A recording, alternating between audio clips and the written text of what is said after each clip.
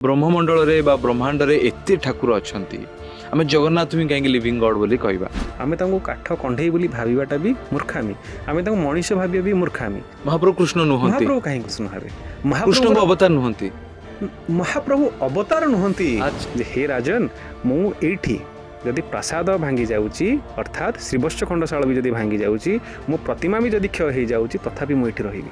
आ से ब्रह्म पदार्थटे आसीछि श्रीकृष्ण पाखरु श्रीकृष्ण पुड़ी जाइथिबा किछि देहर अंशविशेष किए कोन प्रकार के प्रयास सब रही ओडिया जाति सब गोटे जिन ग्रहण कर सी निजे खोजेनि जी खोजिकी दिए से ग्रहण करनी जे इंद्रद्युम्न ठू आरंभ होइतिबा श्रीमंदिर इतिहास नुह ता पूर्वरु भी इतिहास थिला। जगन्नाथ को आराध्य करिकी विधि अर्थात प्रजापति ब्रह्मा पद को पाइछंती शिव महेश्वरोक्तं तथा इंद्र च देवराजकम शिव को महेश्वर पद मिली इंद्र को देवराज पद मिली महाप्रभु कृपारू से आज भी आप देखिए जो आप श्रीमंदिर जी गरुड़ पछरे दुईटी शांत विग्रह को देखिए जड़े सदाशिव जड़े प्रजापति दुज हाथ जोड़ी छिड़ा महाप्रभु छामुरे विग्रह एमिति नथिले ना एमिति विग्रह नथिले से इंद्र नीलमणि विग्रह थे से रोहिणी कुंड में पड़ी महाप्रभु को दर्शन कला काकपि चतुर्भुज काउ भी चतुर्भुज हो गला आपको देखी जमक मध्य मनरे गोटे शंका आसिला यदि काउ चतुर्भुज हो जाउछंती साजुज्य मुख्य पाई जाउछंती ताले मोर अधिकार रहिलानी कोठी ताले ये सब कहानी आसिला कोठू किए बनेला ए कहानी कालांतर रे सब बनी जमिति कालांतर रे जोड़ी हो जाइछि महाप्रभुଙ୍କର अपूर्ण विग्रह आ से विग्रह पई रानी गुंडीचा दाई तू भारी स्त्री बोलो करा स्त्री कथा सुनु महाप्रभु तो स्त्री कथा सुनती सी कहले बोली कि हेरा पंचमी रे से दौड़ी की चली आउछंती पुणी थर 2-4 दिन रे हेरा पंचमी 4 दिन महाप्रभु दौड़ी के आसंती हेरा पंचमी दिन दौड़ी पड़े आसंती भारी चालाखिया दिया कपट रे कालिया किए बा पारिबो माया जार न जानती ब्रह्माइंद्र शिव शिवं को मोहिनी रूपे भेआइलु ब्रह्मा को बच्चा हरणे सुना चिर गर्भ चुना करदेलु गोमती गिरी धारणे जगन्नाथ को पूजा कले पाइबुनी किछि जगन्नाथ सुनंतिनी तो कथा कालिया लोकरा सब सेमितिया केश कृष्ण फणी जम राहु शनि कालिया केउटा भलो आपण कहंतु को कलाटा भलो गोटे कंटा पिटा जाति अछंती सी कौन करेंगे आप जो कमेंट सेक्शन को जी ये जो कमेंट गुड़ा आप पढ़े मैंने ओडिया लोक नुहति ना ओडिया से अन्य माने हायर कर ओडिया गाड़ी दे पारे महाप्रभु आप गाड़ी दिखाँ महाप्रभु किंतु ओडिया डाउट करनी केबे संशय प्रकट करनी जे काठर दियो ये पत्थर छाती बोली ना नहीं जगन्नाथ विश्वर भगवान जगन्नाथ ओडिया जगतर नाथ ना ना जगन्नाथ कर जो जिनिस है ना महाप्रभु को लेकिन जगन्नाथ करने डर लगे पिज्जा बर्गर खुआले आज्ञा इस्कन को महाप्रभु विश्व में पहुंचाई इस्कन किए महाप्रभु को पहुंचेब सतर कौन महाप्रभु अटकई पारे निजक जथा गोलोकन करी तथा श्री पुरुषोत्तम लेश मात्र बिना नास्ति द्वय एक भावना जे महाप्रभु ये स्वयं विष्णु भाव में विराजमान कर क्षेत्र को स्वयं वैकुंठ कह जाऊँगी।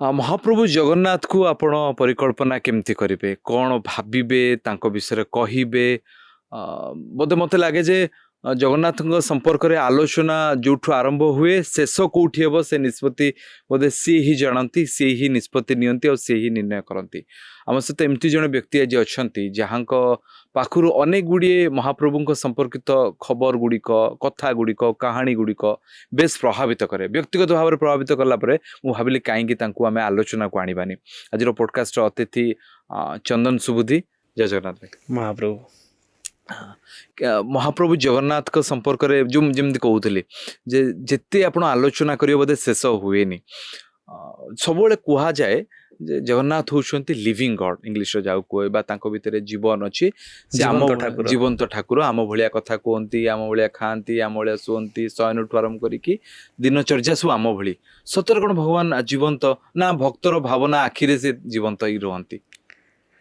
तांको आपणकर जो प्रश्न तार उत्तर ही लिखा जाइए स्कंद पुराण रे जे पुरुषोत्तम सुमहत क्षेत्रम परम पवित्रम जद्रास्ते दारवतनु श्रीश मानुष लीला जे पुरुषोत्तम परिका एक पवित्र क्षेत्र में महाप्रभु स्वयं जे श्रीश महाप्रभु आउ गोटे ना से स्त्री ना अनुसार परिचित हुंती बोली ना है श्रीश सेठी मानुष्य लीला करुछनी दारवतन को ग्रहण करी तेणु मनीष रूपी सब किछि किंतु शरीरटे हाँ शरीरटे दारवतनु तांकर तेणु दुईटी कथा महाप्रभु एठी मानवीय लीला करुछंती किंतु से ब्रह्म ସାକ୍ଷାତ ବ୍ରହ୍ମ ପ୍ରକୀର୍ତ୍ତତେ ନ ଦାରବ ତନୁ ଈଶ।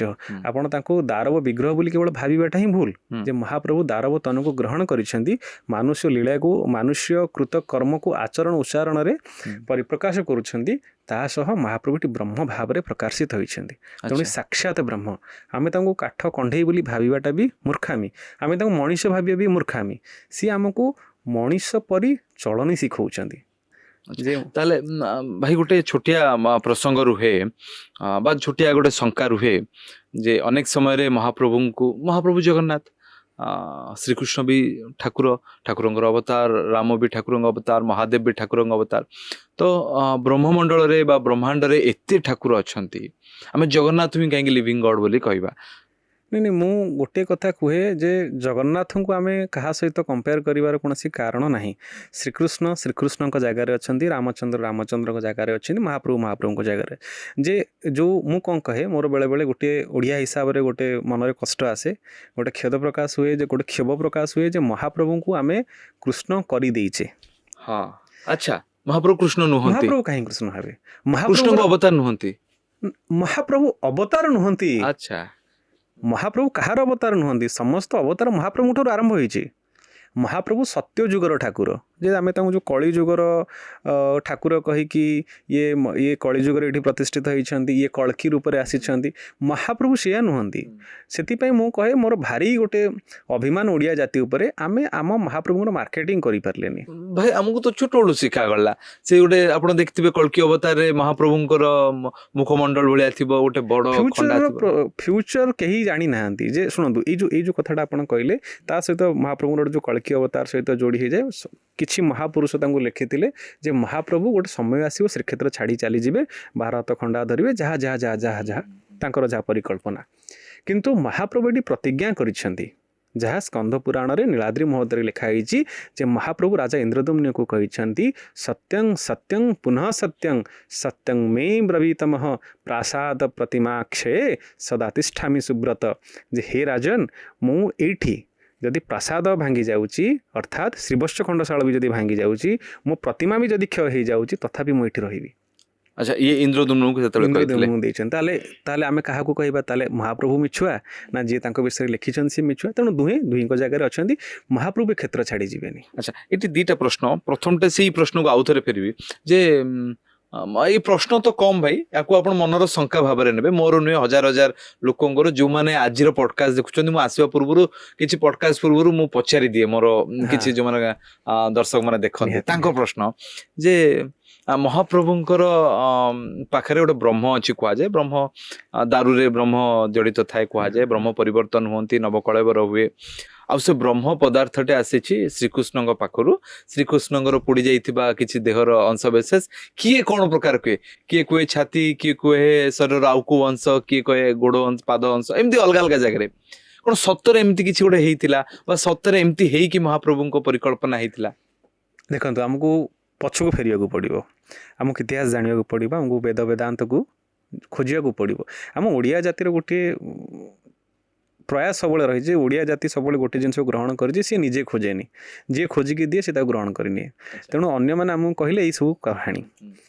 ମୁଁ ପ୍ରଥମରୁ ସବୁବେଳେ କହେ ଯେ ଆମେ ଏ ଅପବାଦରୁ ବାହାରିବା। ମହାପ୍ରଭୁ କୃଷ୍ଣଙ୍କର ଅବତାର ନୁହନ୍ତି। ମହାପ୍ରଭୁଙ୍କର ଚଳନ୍ତି ବିଗ୍ରହ ସ୍ୱୟଂ ମଦନ ମୋହନ।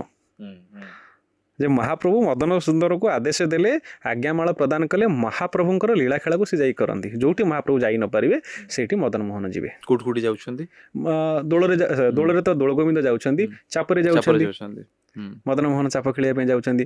ଅନ୍ୟ ବିଭିନ୍ନ, ଯେମିତି ଆପଣଙ୍କର ଗୁରୁବାର ମାଜଣାରେ ଯାଉଛନ୍ତି, ଏକାଦଶୀ ସର୍ବାଙ୍ଗରେ ଯାଉଛନ୍ତି, ବିଭିନ୍ନ ପ୍ରକାର ନୀତି ଅଛି ଯୋଉଠି ମଦନ ମୋହନ ଅଂଶଗ୍ରହଣ କରୁଛନ୍ତି। ମହାପ୍ରଭୁଙ୍କର ବିବାହ କାର୍ଯ୍ୟରେ ସେ ଯୋଗଦାନ କରୁଛନ୍ତି, ଗୁଆଲିରେ ଯାଉଛନ୍ତି। ତେଣୁ ବିଭିନ୍ନ ଜାଗାରେ ମଦନ ମୋହନ ଯାଉଛନ୍ତି। ତେଣୁ ମଦନ ମୋହନ ହେଲେ ଉଚ୍ଚ ପ୍ରତିମା। ମହାପ୍ରଭୁଙ୍କୁ ସେ ଆଜ୍ଞାମାଳ ପାଇଲେ ସିଏ ସବୁ କାମକୁ କରିବେ। ଆପଣଙ୍କ ପ୍ରଶ୍ନକୁ ଆସୁଛି ଏବେ, ଯେ ଶ୍ରୀକୃଷ୍ଣଙ୍କର ଅପୋଡ଼ା ଅଂଶ। ଶାସ୍ତ୍ର ଆମର କହିଛି, ଆମର ବିଭିନ୍ନ ପୁରାଣରେ ବର୍ଣ୍ଣନା ଅଛି, ମହାପ୍ରଭୁଙ୍କର ପୂର୍ବରୁ, କୃଷ୍ଣଙ୍କ ପୂର୍ବରୁ ମହାପ୍ରଭୁ ଅଛନ୍ତି। କେମିତି ନା, ମହାଭାରତର ଗୋଟେ ଜାଗାରେ ଶ୍ରୀକୃଷ୍ଣ ପାଣ୍ଡବମାନଙ୍କୁ ଉପଦେଶ ଦେଇଛନ୍ତି ଯେ ତୁମେ ମହାବେଦୀକୁ ଯାଅ। ମହାବେଦୀ ମାନେ ଓଡ଼ିଶା, ଶ୍ରୀ ପୁରୁଷୋତ୍ତମ କ୍ଷେତ୍ରକୁ ମହାବେଦୀ ବୋଲି କୁହାଯାଏ। ସତରେ? ହଁ। ଆଉ ସେଠି ଗୋଟେ ଇନ୍ଦ୍ରଦମ୍ନ ପୁଷ୍କରିଣୀ ଅଛି। ସେଠି ସ୍ନାନ କରିବ। ତେଣୁ ଏହା ମହାଭାରତରେ ଲେଖାଯାଇଛି, ଗୋଟେ ଖଣ୍ଡରେ ବନ ପର୍ବରେ ଲେଖାଯାଇଛି।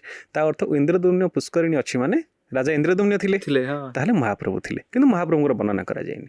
ରାମାୟଣର ଗୋଟେ ଜାଗାରେ ଉତ୍ତର ରାମାୟଣରେ ଲେଖାଯାଇଛି, ଯେତେବେଳେ ବିଭୀଷଣ ପଚାରିଛନ୍ତି ରାମଚନ୍ଦ୍ରକୁ ମୁଁ ଆପଣଙ୍କ ଉପରେ କାହାକୁ ଦର୍ଶନ କରିବି, ସେ କହିଛନ୍ତି ଯେ ମୋ ପୂର୍ବରୁ ଯିଏ ଅଛନ୍ତି ପ୍ରଣିପତ୍ୟଂ ଜଗନ୍ନାଥ ଇକ୍ଷ୍ୟାକୁ କୁଳ ଦେବିତାମ୍, ଯେ ଇକ୍ଷ୍ୟାକୁ କୁଳର ଯିଏ କୁଳ ଦେବତା ତୁମେ ଜଗନ୍ନାଥଙ୍କୁ ମୋ ରୂପରେ ଦର୍ଶନ କରିପାରିବ।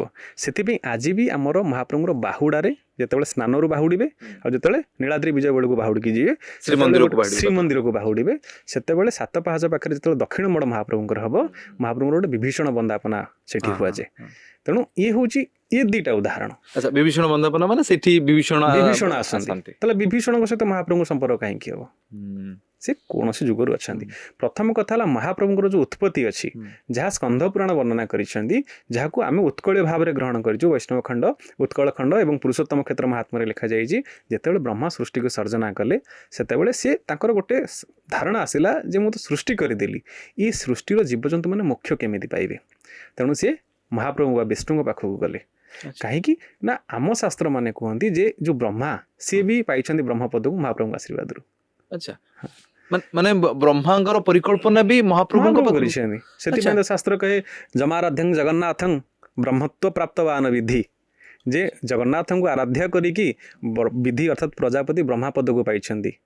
ଶିବ ମହେଶ୍ୱରୋକ୍ତଂ ତଥା ଇନ୍ଦ୍ର ଚ ଦେବରାଜକମ୍, ଶିବଙ୍କୁ ମହେଶ୍ୱର ପଦ ମିଳିଛି, ଇନ୍ଦ୍ରଙ୍କୁ ଦେବରାଜର ପଦ ମିଳିଛି ମହାପ୍ରଭୁଙ୍କ କୃପାରୁ। ସେଥିପାଇଁ ଆଜି ବି ଆପଣ ଦେଖିବେ ଯେତେବେଳେ ଆପଣ ଶ୍ରୀମନ୍ଦିର ଯିବେ, ଗରୁଡ଼ ପଛରେ ଦୁଇଟି ଶାନ୍ତ ବିଗ୍ରହଙ୍କୁ ଦେଖିବେ, ଜଣେ ସଦାଶିବ, ଜଣେ ପ୍ରଜାପତି, ଦୁଇ ଜଣ ହାତ ଯୋଡ଼ି ଛିଡ଼ା ହେଇଛନ୍ତି ମହାପ୍ରଭୁଙ୍କ ଛାମୁରେ। ଭାରି ସୁନ୍ଦର କମନୀୟ ମୂର୍ତ୍ତି ଦୁଇଟି, ମୁଁ ଛୋଟ ବେଳୁ ଦେଖିଛି। ଆଉ ସେ ପାଖରେ ଶ୍ରୀ ଚୈତନ୍ୟଙ୍କର ଯୋଉ ଆଙ୍ଗୁଠି ଥିବା କଥା କୁହାଯାଏ। ତେଣୁ ଆ ମାନେ ନୁହଁ ଯେ ମହାପ୍ରଭୁ କାହାକୁ ନିଚ ଦେଖେଇଛନ୍ତି। ମହାପ୍ରଭୁ ମହାଦେବଙ୍କୁ ସମ୍ମାନ ଦେଇଛନ୍ତି, ବ୍ରହ୍ମାକୁ ବି ସମ୍ମାନ ଦେଇଛନ୍ତି। ତେଣୁ ଆମେ କଥା ଆସିବା ଯୋଉଠି ଆମେ ଛାଡ଼ିଥିଲେ, ଯେ ଯେତେବେଳେ ସୃଷ୍ଟି ସର୍ଜନା ହେଇଗଲା, ବ୍ରହ୍ମା ମହାପ୍ରଭୁଙ୍କ ପାଖକୁ ଗଲେ ଯେ ଏମାନେ ମୋକ୍ଷ କେମିତି ପାଇବେ? ସେ କହିଲେ ପୁରୁଷୋତ୍ତମ କ୍ଷେତ୍ରରେ ମୋର ଗୋଟେ ଇନ୍ଦ୍ର ନୀଳମଣି ବିଗ୍ରହ ଅଛନ୍ତି, ସେଇଠି ମୁଁ ଇନ୍ଦ୍ର ନୀଳମଣି ବିଗ୍ରହରେ ବିରାଜମାନ କରିଛି, ତାଙ୍କୁ ଯୋଉମାନେ ଦର୍ଶନ କରିବେ ସାଜୁଜ୍ୟ ମୁକ୍ତି ପାଇବେ। ଇନ୍ଦ୍ର ନୀଳମଣି ବିଗ୍ରହ, ଯୋଉଟା ଆମେ ନୀଳମାଧବ ଯାହାଙ୍କୁ କହୁଛେ। ଆମ ଏବେ ଯୋଉଠି ମହାପ୍ରଭୁ ବିରାଜମାନ କରିଛନ୍ତି ତାଙ୍କ ପୂର୍ବରୁ ସେଇ ଜାଗାରେ ମହାପ୍ରଭୁ ଇନ୍ଦ୍ର ନୀଳମଣି ବିଗ୍ରହରେ ବିରାଜମାନ ଶ୍ରୀମନ୍ଦିର କଥା, ଶ୍ରୀମନ୍ଦିରରେ ଶ୍ରୀବତ୍ସ ଖଣ୍ଡଶାଳା ସେଇ ପାଖରେ। ଆଚ୍ଛା, ଏଇଠୁ ଆଉ ଗୋଟେ ଶଙ୍କା ଯେ ନୀଳମାଧବ ଅଲଗା, ନୀଳମାଧବ କଥା ମୁଁ ତା ଦେହରେ ଜାଣିନି। ଆମକୁ ଯାହା ପଢା ଯାଇଛି, ଆମେ ଶାସ୍ତ୍ରରୁ ଯାହା ପାଇଛୁ, ମହାପ୍ରଭୁ ଏଇ କ୍ଷେତ୍ର ପୁରୁଷୋତ୍ତମ କ୍ଷେତ୍ର ପଞ୍ଚକୋଶରେ ଥିଲେ। ପୁରୁଷୋତ୍ତମ କ୍ଷେତ୍ର ତ କେବଳ ପୁରୀ ବିଶିଷ୍ଟ ନଥିଲା, ପୁରୀର 15 କିଲୋମିଟର ରେଡିୟସକୁ ପଞ୍ଚୁକୋଶ ବୋଲି କୁହାଯାଉଥିଲା। ତେଣୁ ତାରି ଭିତରେ ମହାପ୍ରଭୁଙ୍କର ସେଇ ଜାଗାରେ ଥିଲେ, ଯେ ସେଠି ଶାସ୍ତ୍ର ବର୍ଣ୍ଣନା କରିଛି ଯେ ଯୋଉଠି ନୀଳାଦ୍ରି ମଣ୍ଡପ ଉପରେ ସେଠି ବିରାଜମାନ କରିଥିଲେ ଇନ୍ଦ୍ର ନୀଳମଣି ବିଗ୍ରହ। ସେଥିପାଇଁ ଆଜି ବି ତାକୁ ନୀଳାଚଳ ବୋଲି କୁହାଯାଉଛି, ନୀଳଶୈଳ ବୋଲି କୁହାଯାଉଛି, ନୀଳାଦ୍ରି ମଣ୍ଡପ ବୋଲି କହୁଛି। ଆଉ ଶ୍ରୀବତ୍ସ ଖଣ୍ଡଶାଳ ବି ତାକୁ କୁହାଯାଉଛନ୍ତି ଯୋଉ ମନ୍ଦିରକୁ। କିନ୍ତୁ ସେ ଯୋଉ ପାହାଡ଼ ଉପରେ ଅଛନ୍ତି ସେ ନୀଳଶୈଳ ବା ନୀଳାଦ୍ରି ମଣ୍ଡପ ଉପରେ ମହାପ୍ରଭୁ ବିରାଜମାନ ବିଗ୍ରହ ଏମିତି ନଥିଲେ, ନା ଏମିତି ବିଗ୍ରହ ନଥିଲେ। ସେ ଇନ୍ଦ୍ର ନୀଳମଣି ବିଗ୍ରହ ଥିଲେ, ସପ୍ତଧା ଆବରଣ ହେଇକି ଥିଲେ, ଯାହାକୁ ନୀଳାଦ୍ରି ମହୋଦୟ ବର୍ଣ୍ଣନା କରିଛନ୍ତି। ତାଙ୍କ ଉପରେ ଅନନ୍ତ ବିରାଜମାନ କରିଥିଲେ, ତାଙ୍କର ଦୁଇ ପାର୍ଶ୍ୱରେ ଶ୍ରୀଦେବୀ, ଆମ ବଳଭଦ୍ର ଯାହାକୁ କହୁଛେ, ବଳଭଦ୍ର ବା ବଡ଼ ବଡ଼ ଖାଉନ୍ଦ ଯିଏ ଆମ ବଡ଼ ଠାକୁର ସବୁବେଳେ ମହାପ୍ରଭୁଙ୍କ ସହିତ ସେ ରୁହନ୍ତି। ସୁରକ୍ଷା କବଚ କୁହନ୍ତୁ, ଆମ ପୁରୀ ଭାଷାରେ ଘଣୀ କୁହନ୍ତୁ, ସେ ସେଇ ହିସାବରେ ରୁହନ୍ତି ମହାପ୍ରଭୁଙ୍କ ସହିତ। ଦୁଇ ପାର୍ଶ୍ୱରେ ଶ୍ରୀଦେବୀ ଭୂଦେବୀ, ଆଉ ତାଙ୍କ ହୃଦୟରେ ଶ୍ରୀ ଭାବରେ ବିରାଜମାନ କରିଥିଲେ ସୁଭଦ୍ରା, ଏହିପରି ଭାବରେ, ଏବଂ ସୁଦର୍ଶନ ତାଙ୍କ ସାମ୍ନାରେ ବିରାଜମାନ କରିଥିଲେ। ଏଇ ଯୋଉ ମୂର୍ତ୍ତିର ପରିକଳ୍ପନା କରାଯାଇଛି, ଇଏ ନୀଳାଦ୍ରି ମହୋଦୟରେ ଲେଖାଯାଇଛି ଯେ ମହାପ୍ରଭୁ ଏହିପରି ଭାବରେ।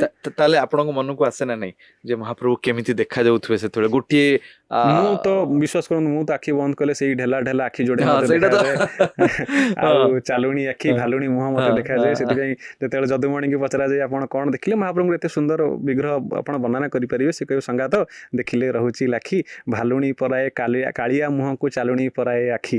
ତେଣୁ ମହାପ୍ରଭୁଙ୍କର ମୁଁ ଆଖି ବନ୍ଦ କଲେ ମତେ ଏଇ ମୁହଁ ଦେଖାଯାଏ। ତେଣୁ ମୁଁ ଆଉ କୋଉ କେବେ କଳ୍ପନା କରିନି। ନାଇଁ, ମୁଁ ଯୋଉ ଆପଣ ଯୋଉ ନୀଳମାଧବଙ୍କ କଥା କହିଲେ, ମାଧବ ବିରାଜମାନ କରିଥିଲେ, ଇନ୍ଦ୍ର ନୀଳମଣି ବିଗ୍ରହ ମାଧବ, ତାଙ୍କ ନା ନୀଳମାଧବ ଥିଲା ବୋଲି କୌଣସି ଜାଗାରେ ଲେଖାଯାଏ ନାହିଁ। ମାଧବ ଉପରେ ବିରାଜମାନ କରିଥିଲେ ସପ୍ତଧା ଭାବରେ। ତେଣୁ ଯେତେବେଳେ ଏସବୁ ମୋକ୍ଷ ପାଇଲେ ଲୋକ, ସେଥିରେ ବି ଲେଖାଯାଇଛି ଯେ ଯେତେବେଳେ ମହାପ୍ରଭୁଙ୍କୁ ଦର୍ଶନ କରିକି ଗୋଟେ କାଉ ପାଣିରେ ପଡ଼ିଗଲା ବା ଆମ ରୋହିଣୀ କୁଣ୍ଡରେ ପଡ଼ିଗଲା, ସେ ବି ଚତୁର୍ଭୁଜ ହେଇଗଲା।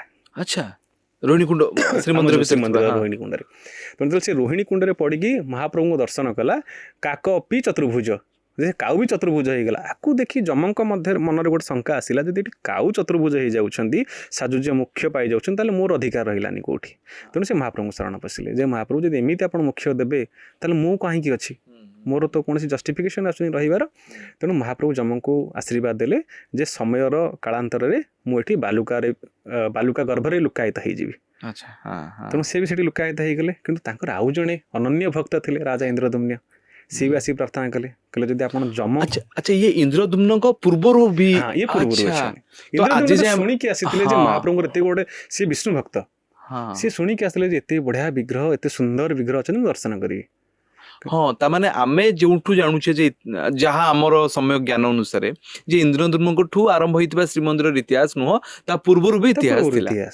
इंद्रदुम्न तो जण शिल्पी मात्र हाँ से महाप्रभु को पुनः प्रतिष्ठा कले जे महाप्रभु से अंतर्ध्यान हो गले सी कहले ताले मु जदि महाप्रभु दर्शन करि परिबिन ताले मु काहे एठी आ मोर जीवन रखिबि किंतु महाप्रभु भी तांको भल केमति पाइले तांको आकाशवाणी तांको जने साधु कहिथिले आपण मु कौन कही कि भाई आमर गोटे सबुठु बड़ विडंबना आम स्कंद पुराण को पढ़िलेनी जहाँ आम उत्कलीय परंपरा जो थे आम मंदिर विषय लिखाई आम दियंक विषय लिखाई आम इतिहास आम संस्कृति विषय लिखाई आम अन्य पुराण पढ़ले सब पढ़िया भल किंतु अष्टादश पुराण तो स्कंद पुराण अच्छा स्कंद पुराण तो ओडिया मान कथा लिखाई से लिखा जाइए ओडिया कौन आपण स्कंद पुराण को जब पढ़े स्कंद पुराण पुरुषोत्तम क्षेत्र महात्म्य वर्णना कर उत्कलर लोक केमिति थिले केते साधु थिले सेमाने केते मिष्टभाषी थिले सेमानकर दिनचर्या केमिति थिला गोटे राज्यर लोकंक विषय गोटे पुराण रे लिखा हिची भाबंतु तो आमे थरे पढिबा कथा दिनचर्या कपड़ा पिंदिबार शैली सब जिंस लिखा हिची तत्र आमे थरे पढिबा कथा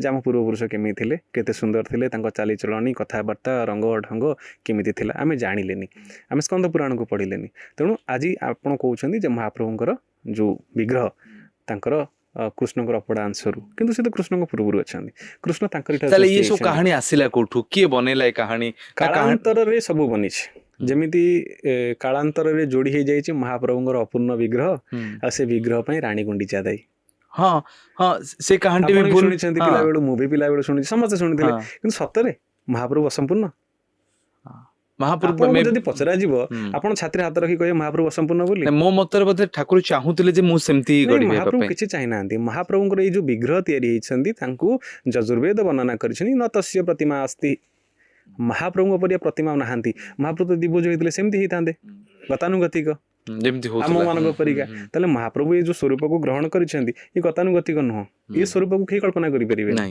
कोन से शिल्पीर कल्पना नुहे तेणु रानी गुंडीचा एथिरे केमिति हस्तक्षेप करिवे तले कोन घटितला भाई से घटितला किछि वर्ष पूर्वरु माने जेतेबेले संस्कृति एते प्रचार हेइ नथिला सेतेबेले आम ओडियार जणे लेखक गोटे बही लेखिले से बहीर ना हला देउळतोळा से देउळतोळा बहीरे से कहानीटी लिखिदेले निजस्व कहानी माने कि कोनोसी ठोस प्रमाण भी नाही कोनोसी प्रमाण नाही निजस्व कहानी एथि पई लेखा गला जेहेतु 21 दिन पूर्वरु महाप्रभुंकर 15 दिन रे द्वार फिटी गला सेथि पई महाप्रभु असंपूर्ण रही गले किंतु स्कंद पुराण वर्णना कले महाप्रभु निजे आदेश देले जे जणे बर्धकी आसीबो सी मोर मूर्ति तयारी करिवो ताकू केही हैरान करिवो नाही सी जेते दिन जाय मंदिर रे मूर्ति तयारी करूथिबो से पर्यंत से घर बाहर संकीर्तन हेबो से शब्द को कि सुनी परिबेनी जी से शब्द को सुनिबो से मुक बधिर मृत्यु भी तार हेई पारे सेथिपाई एबे भी आपण देखिबे जेतल नवकळेवर समय रे हमर दारुशाला रे दारुंकर निर्माण करा जाय सेते बेले संकीर्तन करा जाय से शब्द केही सुनिबेनी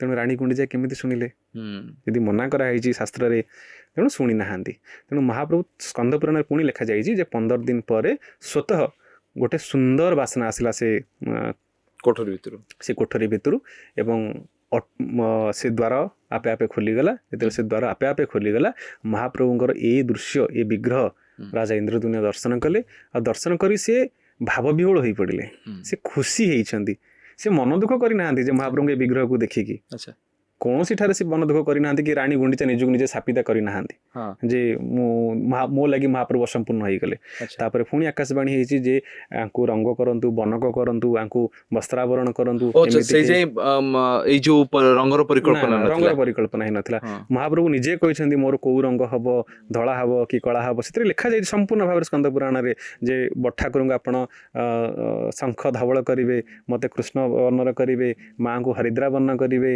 रक्त कुंकुम वर्ण सुदर्शन को करेंगे से संपूर्ण भाव में लिखा जाए महाप्रभुଙ୍କର आदेश से गोटे अच्छी प्रतिमा उवाच स्कंध पुराण रे प्रतिमा उवाच माने से जो प्रतिमा जो जगन्नाथ जो प्रतिमा सी कथा कही से राजा इंद्रदम्यु कथा कही जे हे राजन मोर एमिति एमिति एमिति एमिति कर्म हम भाई आ गोटे प्रश्न छोट पिला वाली प्रश्नटे जे सब घरे घरे जोटी थाए आपण घरे भाई भौणी केते जण आम 2 जण मो भाईटे भौणीटे आपण बड़ हाँ मो बड़ बड़र कर्तृत्व अधिका चले घरे बड़ जहाँ कहते ता हुए हाँ, प्रायतः ता हुए संपूर्ण किंतु एठी देखिबे महाप्रभु जहाँ कहते घर छोट सी छोट भाई सी जहाँ कहते ता हुए आ गोटे द्वितीय प्रश्नटे एठी मैं आपन रखी अच्छा एटा ही खराब जिनस आम शिखिचे श्रीमंदिर को मंदिर हिसाब से देखिए नहीं हाँ जो दिन आप मंदिर हिसाब से देखिए से दिन आप महाप्रभु प्रति अन्याय करेंगे महाप्रभु देवता हेले बसी ना सी तो ये पूजा को ग्रहण कर बसता एते काम कहीं हो महाप्रभु को प्रतिदिन 22 गोटी नीति समर्पण करा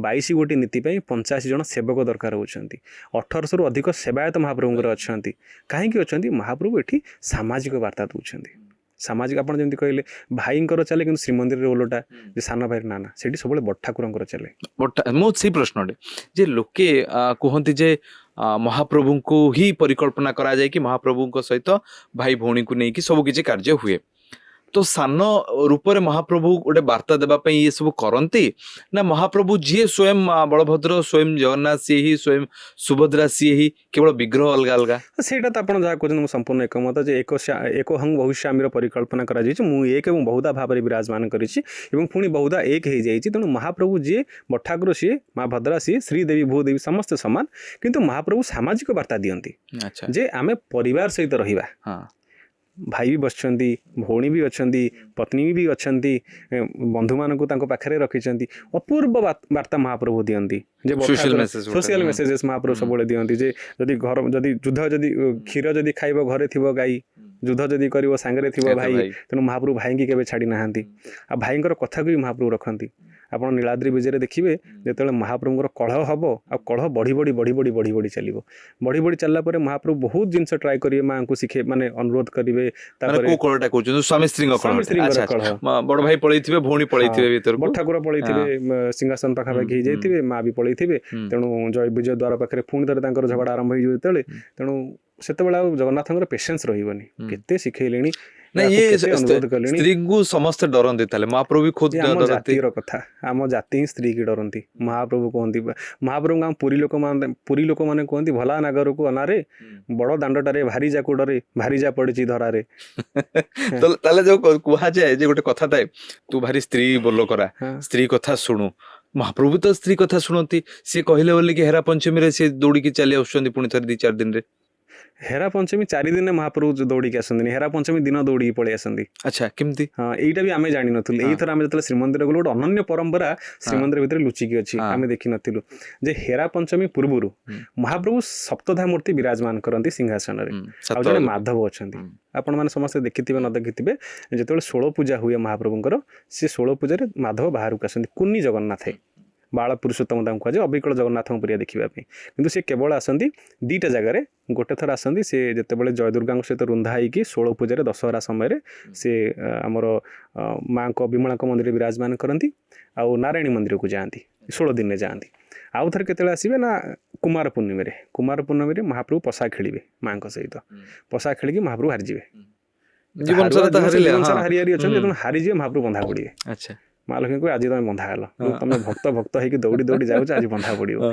तेणु महाप्रभु बंधा हे से 7 दिन लक्ष्मी मंदिर में माधव से बंधा होकर रे तेणु से माधव श्रीमंदिर भितर था श्रीमंदिर केवे देवता शून्य हेबेनी तेणु जो हेरा पंचमी दिन महाप्रभु जाती माँ लक्ष्मी जाती महाप्रभु दर्शन करने प्रथम जी नाक्षणा द्वार पाखे रे महाप्रभु कारण देढ़शुर अच्छा माँ तो जीवन भीतर को गुंडीचा मंदिर नाक्षणा मंदिर को गला बेलू महाप्रभु जो संध्या धूप बसो संध्या धूप बसला बेला महाप्रभु गोटे टेरा पड़ो माँ देखिदेवी मुझे आईली पुणी मुह लुचेदेली मु पुणी दूर अच्छी टेराटा पकईदे महाप्रभु देखी ना नहीं महाप्रभु जानी टेरा बांधे महाप्रभु भारी चालाखिया दियो कपटे कालिया किए पार माया जार न जानती ब्रह्माइंद्र शिव शिव को मोहिनी रूपे भिआइलु ब्रह्मा को बश्चा हरणे सुना चिरगर्भ चुना करदेलु गोमती गिरी धारणे तेणु महाप्रभुर कपट को कहीं जानी ना तेणु महाप्रभु देखिदे आसला झगड़ा करू एत भक्त अच्छा बड़ भाई बही भौणी अच्छी गोटे बेजित हो मोर तेणु महाप्रभु ଟେରା ପକେଇଦେବେ। ଯେତେବେଳେ ଟେରା ପଡ଼ିଯିବ ମାଆଙ୍କର ରାଗ ଆହୁରି ବଢ଼ିଯିବ। ମୁଁ ଆସିଥିଲି ଦେଖା କରିବା ପାଇଁ, ମା ବିମଳା ମୋତେ ଦେଇଛନ୍ତି ମୋହ ଚୂର୍ଣ୍ଣ ପକେଇବା ପାଇଁ। ତେଣୁ ମୋହ ଚୂର୍ଣ୍ଣଟା କ'ଣ ସେଟା? ମୋହ ଚୂର୍ଣ୍ଣ ଶାସ୍ତ୍ରୀୟ ମତ ନୁହେଁ, କିନ୍ତୁ ଏ ଲୋକାଚାର ମତ, ପୁରୀ ମତ, ଯେ ଯେତେବେଳେ ମହାପ୍ରଭୁ ପଳାନ୍ତି ଆଉ ଆସନ୍ତିନି, ରଥଯାତ୍ରା 2-3 ଦିନ ଗଡ଼ିଯାଏ, ଦୁଃଖୀ ସ୍ତ୍ରୀ କାହା ପାଖକୁ ଯିବ? ତେଣୁ ନିଜର ଯେ ମିତ୍ର ଅଛନ୍ତି ବା ଯା ଅଛନ୍ତି, ତେଣୁ ଶ୍ରୀମନ୍ଦିର ପରିକଳ୍ପନାରେ ମା ବିମଳା ହେଉଛନ୍ତି ମାଙ୍କର ଯା ବା ବଡ଼ ବଡ଼ ଖାଉନ୍ଦିନୀ ବୋଲି ତାଙ୍କୁ କୁହାଯାଏ। ସେ ବଡ଼ ଠାକୁରଙ୍କର ଯା, ତାହେଲେ ତ ମା ବୋଲିକି ସମ୍ବୋଧନ କରା ହୁଏ ଜଗନ୍ନାଥଙ୍କର? ନା ନା ନା, ଜଗନ୍ନାଥଙ୍କର ମା ବୋଲି ବିମଳାଙ୍କୁ କେବେ ସମ୍ବୋଧନ କରାଯାଏ ନାହିଁ। ତେଣୁ ସେ ମିଛ କଥା, ତୁଚ୍ଛା କଥା। ମା ନୁହନ୍ତି, ସିଏ ବିମଳା ଭୈରବୀ, ଯେତେବେଳେ ଜଗନ୍ନାଥସ୍ତୁ ଭୈରବରେ କଳ୍ପନା କରାଯାଇଛି ଯେ ଏଠି ମା ବିମଳା ଭୈରବୀ ରୂପରେ ପ୍ରକୀର୍ତ୍ତିତା ହେଇକି ମହାପ୍ରଭୁ ଏଠି ଭୈରବ ରୂପରେ ଅଛନ୍ତି। ଦ୍ୱିତୀୟ ମତରେ ସେଠି କୁହାଯାଏ ଯେ ଯେହେତୁ ବଡ଼ ଠାକୁର ହେଲେ ସ୍ୱୟଂ ରୁଦ୍ର, ତେଣୁ ତାଙ୍କର ରୁଦ୍ରାଣୀ ରୂପରେ ମା ଏଠି ବିରାଜମାନ କରିଛନ୍ତି, ତେଣୁ ତାଙ୍କୁ ବଡ଼ ବଡ଼ ଖାଉନ୍ଦାଣୀ ବୋଲି କୁହାଯାଏ ବିମଳା। ତେଣୁ ହିସାବ ଦେଖିଲେ ଯା ହେଲା ପୁରୀର ଲୋକାଚାର, ବେଦାଚାର ନୁହେଁ, କଥା ଅନୁସାରେ ସେଇ ହିସାବରେ ଚାଲେ। ତେଣୁ ସେ ମାଙ୍କ ଶରଣ ପଶନ୍ତି, ନାରାୟଣ ତେଣୁ ସେ ମାଙ୍କ ଶରଣ ପଶନ୍ତି। ତେଣୁ ମା କୁହନ୍ତି ଠିକ ଅଛି, ତୁ କାହିଁକି ଡରୁଛୁ, ତୁ ଗୋଟେ ନେ, ମୁଁ ମନ୍ତୁରା ଚୂର୍ଣ୍ଣ ଦଉଛି, ପକେଇ ଦବୁ ସେ କାଳିଆ ମୁହଁ ଉପରେ, ଦେଖିବୁ 2 ଦିନ ଦୌଡ଼ି ପଳେଇ ଆସିବ। ତେଣୁ ମା ସେ ମୋହ ଚୂର୍ଣ୍ଣ ଧରିକି ଯାଆନ୍ତି ସାଙ୍ଗରେ ପଞ୍ଚପାଣ୍ଡବ ମାନଙ୍କୁ ନେଇକି, ତାଙ୍କର ବଳ ପଞ୍ଚପାଣ୍ଡବ। ତେଣୁ ସେ ଯାଆନ୍ତି, ଯେତେବେଳେ ଦେଖିଲେ ମହାପ୍ରଭୁ ପୁଣି ଟେରା ପକେଇଦେବେ, ଦେଖିକି ମାଙ୍କର ରାଗ ଆହୁରି ବଢିବ। ଦେଖୁନ ମାଙ୍କର ରାଗ ବଢିବ, ଦେଖିଲା ମହାପ୍ରଭୁ ଦେଖିଲା ପାରି ହେବନି। ତେଣୁ ସାଙ୍ଗେ ସାଙ୍ଗେ କେବଳ ବର୍ଷରେ ଗୋଟିଏ ଦିନ ଯେତେବେଳେ ମହାପ୍ରଭୁଙ୍କର ସନ୍ଧ୍ୟା ଧୂପ ବସିଥିବ, ସିଂହାସନ ଉପରୁ କାହାକୁ ଛଡ଼ାଯିବ। ତେଣୁ ପତି ମହାପାତ୍ର ଯାଇ ମହାପ୍ରଭୁଙ୍କର ଅଧର ଚୁମ୍ବିତ ଅଧର ମାଳାକୁ ନେଇ ଆସିବେ, ମାଙ୍କୁ ଅର୍ପଣ କରିବେ। ମା ଟିକେ ବୁଝିକି ଯେ ବୁଝିବେ, ମା ତାଙ୍କର ଆଦେଶ ଆସିବ ଯେ ତୁ ମନ୍ଦିରରେ ପହଞ୍ଚିବା ପୂର୍ବରୁ ପହଞ୍ଚି ଯାଇଥିବି। ତୁ ମନ୍ଦିରରେ ପହଞ୍ଚିବା ପୂର୍ବରୁ ମୁଁ ପହଞ୍ଚି ଯାଇଥିଲି। ମହାଲକ୍ଷ୍ମୀ କାହିଁକି ପୁଣି ଥରେ ରଥ ଭାଙ୍ଗି ଦଉଛନ୍ତି? ପାଖରେ ପଡିବା ପରେ ଏଇଥିରେ ଆସିଛନ୍ତି, ସ୍ତ୍ରୀର ରାଗ ଯୋଉଟା ପାଇଲା ସେଇଟା ଭାଙ୍ଗିବ। ସେ ସ୍ତ୍ରୀ ଏଇଥର ଭାଙ୍ଗିଲେ ଆରଥର ଥିଲେ ତ ଆସିବେ ମହାପ୍ରଭୁ, କିନ୍ତୁ ମା ଜାଣିନାହାନ୍ତି ଏ ପୁଣି ଜଳା ହବ। ତେଣୁ ମହାପ୍ରଭୁ କହି ଗୋଟେ ବଡ ହରଡ଼ ଘଣାରେ ପଇଲି ମୁଁ। ଏ ତ ମା କୁ କହିଛି, ଗୁଣ୍ଡିଚା ମା କୁ, ଯେ ମୁଁ 9 ଦିନ ରହିବି, 7 ଦିନ ରହିବି, ଯିବା ଦିନେ ଆସିବା ଦିନେ, ରହିବି ଏଠି 7 ଦିନ ବୋଲି। ଆଉ ଆକୁ କହିଲେଣି ତୁ ମନ୍ଦିର ପୂର୍ବରୁ ପହଞ୍ଚିବା ପୂର୍ବରୁ ମୁଁ ପହଞ୍ଚି ଯାଇଥିବି। ତେଣୁ ମହାପ୍ରଭୁ କଣ କରନ୍ତି, ତାଙ୍କର ଯୋଉ ଅବିକଳ ପ୍ରତିମା ଅଛନ୍ତି ମାଧବଙ୍କୁ, ସେ ପର୍ଯ୍ୟନ୍ତ ମାଧବ ଲୁଚିକି ଥାନ୍ତି ମନ୍ଦିର ଭିତରେ। ଆପଣ ଦେଖିବେ ଯୋଉଠି ରତ୍ନ ସିଂହାସନ ନାହିଁ, ଆମ ବାହାର କାଠ ପାଖରେ ଶ୍ରୀଦେବୀ ଭୂଦେବୀ ବିରାଜମାନ କରିଥିବେ, ତାଙ୍କ ପଛରେ ଗୋଟେ ପରଦା ପଡିଥିବ, ସେ ପରଦା ପଛରେ ମାଧବ ଲୁଚିକି ଥିବେ। ପରଦା ପଛରେ ସେ ଲୁଚିକି ଥିବେ। ତେଣୁ ମାଧବଙ୍କୁ ମହାପ୍ରଭୁ କୁହନ୍ତି ଯେ ତୁମେ ଯାଇକି ଆଗରେ ବସି ପଡ ହେବେ। ତେଣୁ ସେ ପହଞ୍ଚିବା ପୂର୍ବରୁ ପହଞ୍ଚି ପଡ। ଜଗନ୍ନାଥ ଯେମିତି ଦେଖିବାକୁ, ମାଧବ ଦେଖିବା ପାଇଁ ସେମିତି, କେବଳ ଉଚ୍ଚତାରେ। ଇଏ ହେଲେ କୁନି ମାଧବ, କୁନି ଜଗନ୍ନାଥ, ଆଉ ଇଏ ହେଲେ ଜଗନ୍ନାଥ। ତେଣୁ ସେ ମାଧବ ଯାଇକି ବିରାଜମାନ କରିଦେଇଥାନ୍ତି ବାହାର କାଠ ପାଖରେ। ମା ଦେଖି ଖୁସି, ମୋ ଚୂର୍ଣ୍ଣ କାମ ଦେଲା।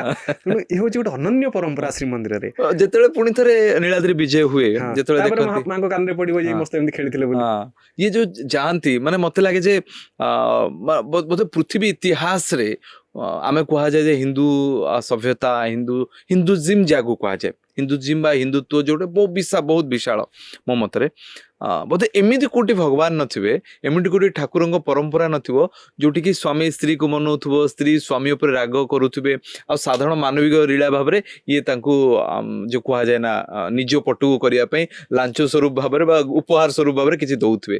ଇଏ ପରମ୍ପରାଟା କେମିତି ବୟାନ କରାଯିବ? ସେଥିପାଇଁ ଆପଣଙ୍କୁ କହିଲି ଯେ ଆମେ ଗୋଟେ କଥାରେ ଅଧାରେ ରହିଗଲେ ଯେ ମହାପ୍ରଭୁ କଣ ଶିକ୍ଷା ଦିଅନ୍ତି।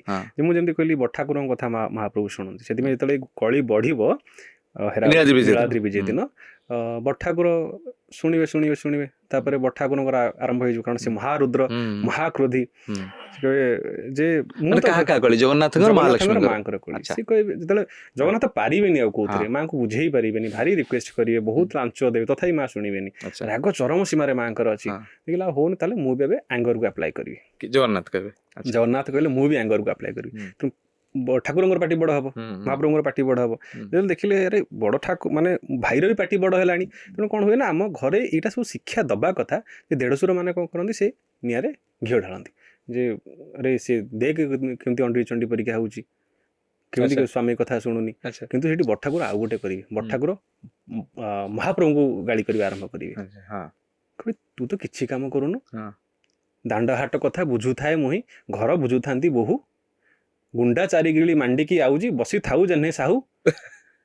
ଆରେ ଘର କଥା ତ ବହୁ ବୁଝୁଛନ୍ତି, ଯେ ଚାଉଳ କଣ ହବ, କଣ ରନ୍ଧା ହବ, କଣ ନାହିଁ। ବାଟହାଟ କଥା ମୁଁ ବୁଝୁଛି, ହୁଁ। ତୁ କଣ କରୁଛୁ? 6 ଥର ଖାଉଛୁ, ଗୋଟେ ମାଣ୍ଡିକି ଆଉଚି କେଠି ବଇଛୁ ସାହୁ ପରିକା। ସେଥିପାଇଁ ଜଗନ୍ନାଥଙ୍କର ଆୟତନ ଟା ବି ବହୁତ ବଡ ନୁହଁ କି, ହଁ। ବିଶାଳ ଆୟତନ। ହଁ ମାଣ୍ଡିକି ଆଉଚି ସାହୁ ପରିକା ବସିଛୁ, ତାପରେ ବି ତୁ ବୋହୂଙ୍କୁ ଏଠି ହଁ ହଇରାଣ ଗାଳି ହରକତ ଦଉଛୁ। କରୁଛୁ। ହଁ ତେଣୁ ବଡ଼ ଠାକୁରେ ମାଆଙ୍କୁ କ୍ଷମା ମାଗନ୍ତି ହଁ ଯେ ହେ ସାଗର ଦୁଲଣୀ ମତେ କ୍ଷମା କର, ଆମ ଦି ଭାଇଙ୍କି କ୍ଷମା କର, ହୁଁ। ଆଉ ରାଗ ଶାନ୍ତ କର। ଏଇଆ ନଥାଏ କି ଯେ ଥରେ ତ ହଟଟା ହେଇଥିଲେ ଘରୁ ବାହାରିକି ଶ୍ରୀମନ୍ଦିର ନାଇଁ, ବାହାରି ସେ ମତରେ ଆମେ ଯାଉନା କେବେ, ହଁ। କେବେ ଶ୍ରୀମନ୍ଦିର ଶ୍ରୀହୀନ ହେଇନାହାନ୍ତି। ଆଚ୍ଛା ହଁ ଇଏ ସବୁ ମତେ ଲାଗେ ଯେ ଗୋଟେ ଓଡିଆ ସଂସ୍କୃତିରେ ଓଡିଆ ସଂସ୍କୃତିକୁ ଅପବାଦ ଆଉ ଅପପ୍ରଚାର କରିବା ପାଇଁ ସବୁ ଚାଲେ। ଇଏ କାହାଣୀ ବି ଗୋଟେ ମିଛ ବୋଲି କହିପାରିବା।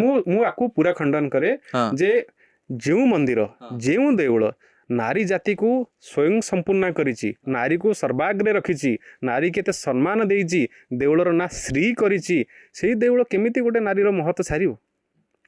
ନା ଇଏ ଗୋଟେ ଶିକ୍ଷା ଦେବା ପାଇଁ ବୋଧେ ନା ବ୍ୟବସ୍ଥା ନା, ହେଇଥିବ। ବ୍ୟବସ୍ଥା ନାହିଁ। କେହି ଜଣେ ଲେଖିଥାଇ ପାରନ୍ତି। ମୁଁ ଶୁଣନ୍ତୁ, ଯୋଉମାନେ ମୋ ପାଇଁ ମୋ ମହାପ୍ରଭୁ, ମୋ ପାଇଁ ମୋ ଦେଉଳ ବଡ଼, ତାପରେ ଆପଣ କାହା କଥା କହିବେ, ଯେମିତି ଏବେ ଯୋଉ ମହାପୁରୁଷଙ୍କ କଥା କହିଲେ ଯେ ସେ ମହାପୁରୁଷ ଲେଖିଛନ୍ତି ମହାପ୍ରଭୁ ଦିନେ ଦେଉଳ ଛାଡିକି ଦେଉଳ ଚାଲିଯିବେ, ଛାଡିକି, ଆମେ ତାକୁ ସମ୍ପୂର୍ଣ୍ଣ ରୂପେ ଖଣ୍ଡନ କରୁଛୁ। ଆଚ୍ଛା ପୁରା ସମ୍ପୂର୍ଣ୍ଣ ଭାବରେ ଚାଲିଯିବା କଥାଟା। ହଁ, ମହାପ୍ରଭୁ କେବେ ବି ଯିବେନି କ୍ଷେତ୍ର ଛାଡିକି। ହଁ ଯେ ପର୍ଯ୍ୟନ୍ତ ଉତ୍କଳ ଅଛି, ପୁରୁଷୋତ୍ତମ କ୍ଷେତ୍ର ଅଛି, ମହାପ୍ରଭୁ ଅଛନ୍ତି ଆଉ ରହିବେ।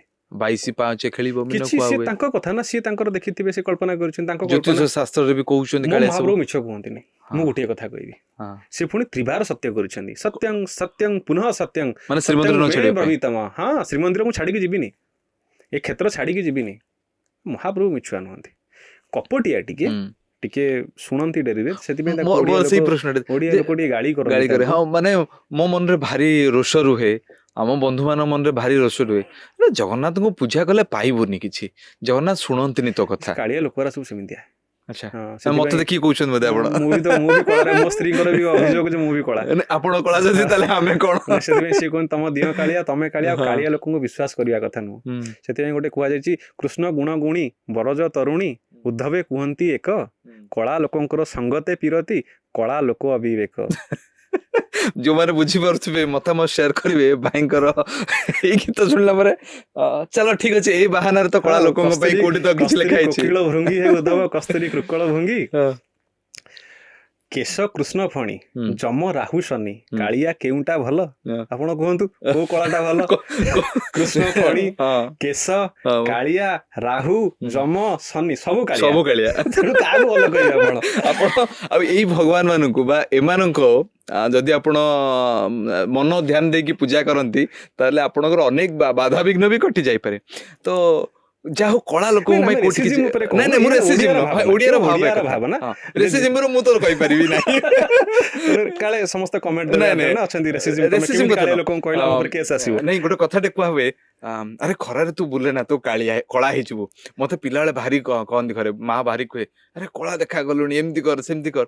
ମତେ ଲାଗେ ଯେ ମୋ ଭଗବାନ ତ ସ୍ଵୟଂ କଳା, ସେ କଳାରେ ବିମୋହିତ ହେବା ସେଥିପାଇଁ ପାଇଁ ମା ହଜାର ଚିରନ୍ତି ପରା, ସେ କାଳିଆ ଲୋକ ବୋଲି ସେ ତାଙ୍କୁ କହିଲେ, ବାହା ତ ହେଇଗଲି, ମତେ ଫସେଇକି ବାହା କରିଦେଲ, ବାହା ହେଇଗଲି, କିନ୍ତୁ କାଳିଆ ଲୋକ କେହି ଭଲ ନୁହନ୍ତି। ଭଲ ନୁହନ୍ତି। କିନ୍ତୁ ଯାହାର ନାଲି ଅଧର ଥିବ, ଯାହାର ଏତେ ବଡ ଶରୀର ଥିବ, ଯାହାର ଏତେ ବଡ ବଡ ଆଖି ଥିବ, ସେ ଠାକୁରଟେ ଏତେ ଏତେ ଲୋକଙ୍କୁ ଯେତେବେଳେ ନିଜ ପାଖକୁ ଟାଣି ଆଣେ, ତାର କଣ ଆବଶ୍ୟକତା ଥିଲା କି ଯେ ଗୋଟେ ରଥଯାତ୍ରା କରିବା, ବାହାରକୁ ଯିବା, ଏତେ ଭିଡ ହବା? ୟାକୁ ନେଇକି ବି ଅନେକ ସମୟରେ ପ୍ରଶ୍ନ ଆସେ। ସେ ତ କଥା ଦେଇଛନ୍ତି, ମହାପ୍ରଭୁ ରଥଯାତ୍ରା କୌଣସି ଆମୋଦ ପ୍ରମୋଦ ପାଇଁ କରିନାହାନ୍ତି।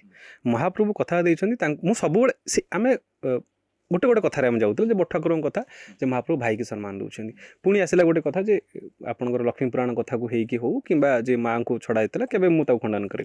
ତେଣୁ ନାରୀକୁ ସବୁବେଳେ ଶ୍ରୀମନ୍ଦିର ସମ୍ମାନ ଦିଏ। ସେଥିପାଇଁ ଦେଖିବେ ଆପଣ, ମହାପ୍ରଭୁ ନାରୀମାନଙ୍କ ଗହଣରେ ଅଛନ୍ତି, ନାରୀମାନେ ତାଙ୍କୁ ଘେରିକି ଅଛନ୍ତି। ଶ୍ରୀମନ୍ଦିରକୁ ଆଉ ମହାପ୍ରଭୁଙ୍କୁ ଅଷ୍ଟଶକ୍ତି ତାଙ୍କୁ ସୁରକ୍ଷା ଦେଉଛନ୍ତି। ଅଷ୍ଟଶକ୍ତିଙ୍କ ସୁରକ୍ଷାରେ ମହାପ୍ରଭୁ ସୁରକ୍ଷିତ। ଅଛନ୍ତି। ତେଣୁ ମହାପ୍ରଭୁ ସୁରକ୍ଷା ଅଷ୍ଟଶକ୍ତି ଆପଣଙ୍କର ବିମଳା ରହିଲେ, କମଳା ରହିଲେ, ବଟମଙ୍ଗଳା ରହିଲେ, ଏହା ସହିତ ଆପଣ ଅର୍ଦ୍ଧାସିନୀ ଦେବୀ ରହିଲେ, ତାଙ୍କ ସହିତ ଅଲାମଚଣ୍ଡୀ ରହିଲେ। ଏହିପରି 8ଟି ଦିଗରେ ମହାପ୍ରଭୁଙ୍କୁ ଅଷ୍ଟଶକ୍ତି, ଶ୍ରୀକ୍ଷେତ୍ରର 8ଟି ଦିଗରୁ ମହାପ୍ରଭୁଙ୍କୁ ସୁରକ୍ଷା ଦିଅନ୍ତି, ଯାହାଙ୍କୁ ବହୁତ ସୁନ୍ଦର ଭାବରେ କବି ସମ୍ରାଟ ଲିଖିଥିଲେ, ଚୋର ଚତୁର ମଣି ଚାତୁରୀ ପଣ ଜାଣି ଚଣ୍ଡୀଏ ଚକ୍ର ରଚିଛନ୍ତି ହେ ନୀଳାଦ୍ରିଶ। ଯେ ମହାପ୍ରଭୁ ଆପଣ ଚୋର ବୋଲି ଜାଣିଛନ୍ତି ସମସ୍ତେ, ଆପଣ ଚୋରି କରୁଥିଲେ, ଏବେ ଆପଣ ଚୋରି ହେଇଯିବେ ବୋଲି ଅଷ୍ଟଚଣ୍ଡୀ ଆପଣଙ୍କୁ ସୁରକ୍ଷା ଦେଉଛନ୍ତି। ତେଣୁ ମହାପ୍ରଭୁ ନାରୀକୁ ସମ୍ମାନ ଦେଉଛନ୍ତି, ଅର୍ଥାତ୍ କହୁଛନ୍ତି ଯେ ମୁଁ ନାରୀ ବିନା ଅସମ୍ପୂର୍ଣ୍ଣ। ତେଣୁ ମହାପ୍ରଭୁଙ୍କର ସବୁଠାରୁ ପ୍ରିୟ ନାଁ ହେଲା ଶ୍ରୀଶହ।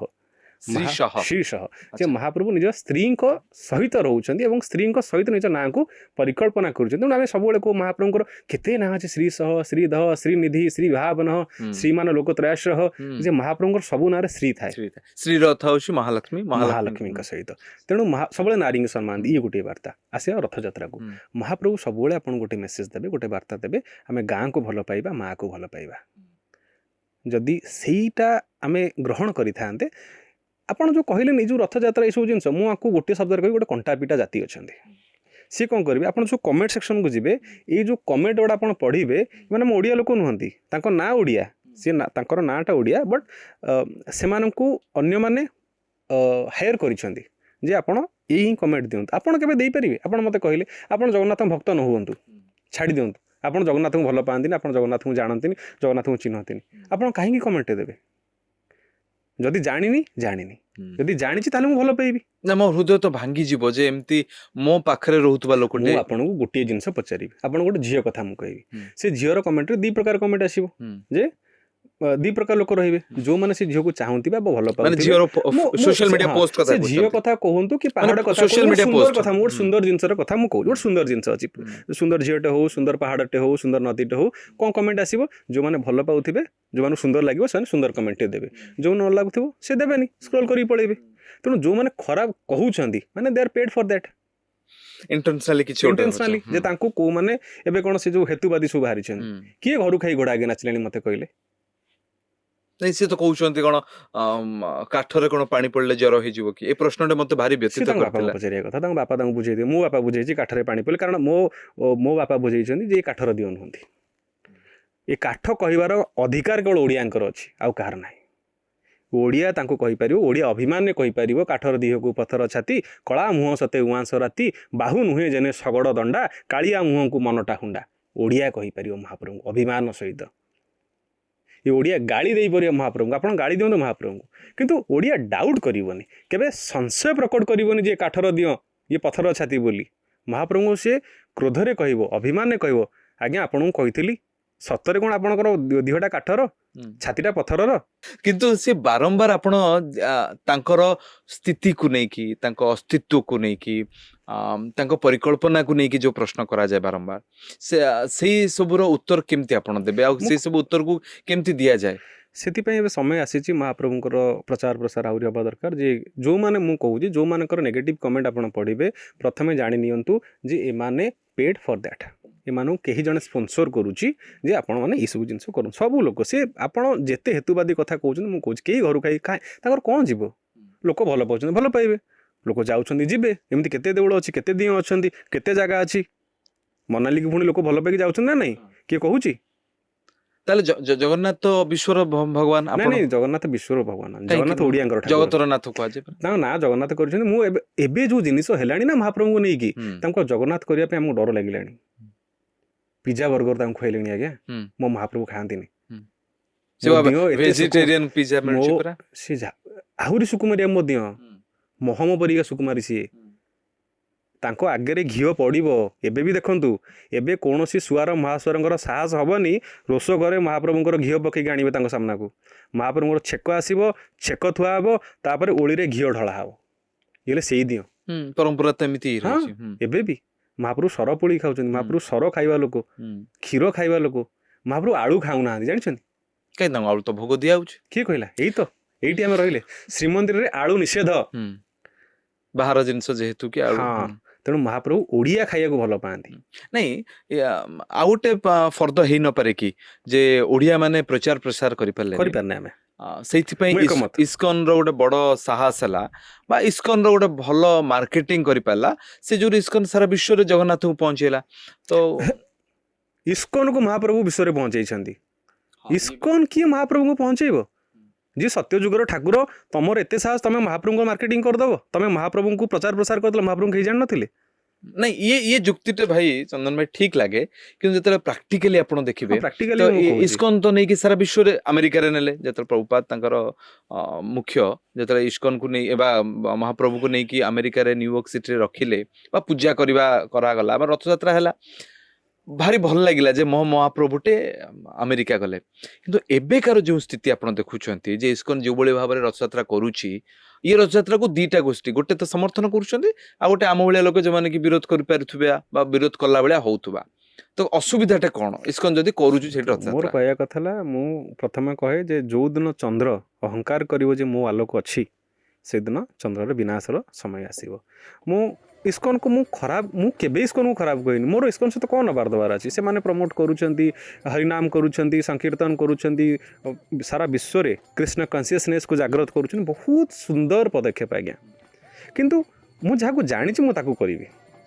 ठीक अच्छे मु मार्केटिंग जाने मु सेल्स मार्केटिंग रे स्ट्रेटेजी जानी तेणु मु सेल्स एंड मार्केटिंग स्ट्रेटेजी बनैबी मत ए कह आप सर्जरी करूँ केमी हम आज्ञा मनुष्य मारिदेवी बुझुंती कथा द्वितीय कथा जदि आप जानी ना जाना चाहिए जे आम जगन्नाथ संस्कृति जाना कौन श्रीमंदिर परंपरा जाना आम 100टा परंपरा 100टा न करि पाले 20टा करवा किंतु 20टा श्रीमंदिर परंपरा करी आउ 10टा अन्य परंपरा करवानी आपन को कौन भल लगे खाइबा मते भात डाली तरकारी भजा भात डाली तरकारी भुजिया भल लगे खाइबा बर्तमान मु आपन से जो सुशी मुसी सब जिनस आसी बाहरी जोटा आपन पसंद लागेनी कौन मत कहतु पसंद लागेनी हाँ कौन अधा सिजा हेतिबो अधा तेल दे ताले आपन घर को डाकी एमतिया खाइया देबी आपन भल लागियो नहीं भल लागिबोनी ताले आमे जहा को डाकीचे ता पसंद रे खाइबा दबा आमे महाप्रभु को प्रमोट करूचे महाप्रभु को प्रसिद्ध करूचे महाप्रभु सबडे नेकी जाउचे आमे मंदिर कले ताले महाप्रभु खा खाइबा दबा आमो खाइबा दबा ना महाप्रभु खाइया दबा महाप्रभुंकर वर्णित अनेक गुड़े कहानी अच्छी जोटी कि महाप्रभु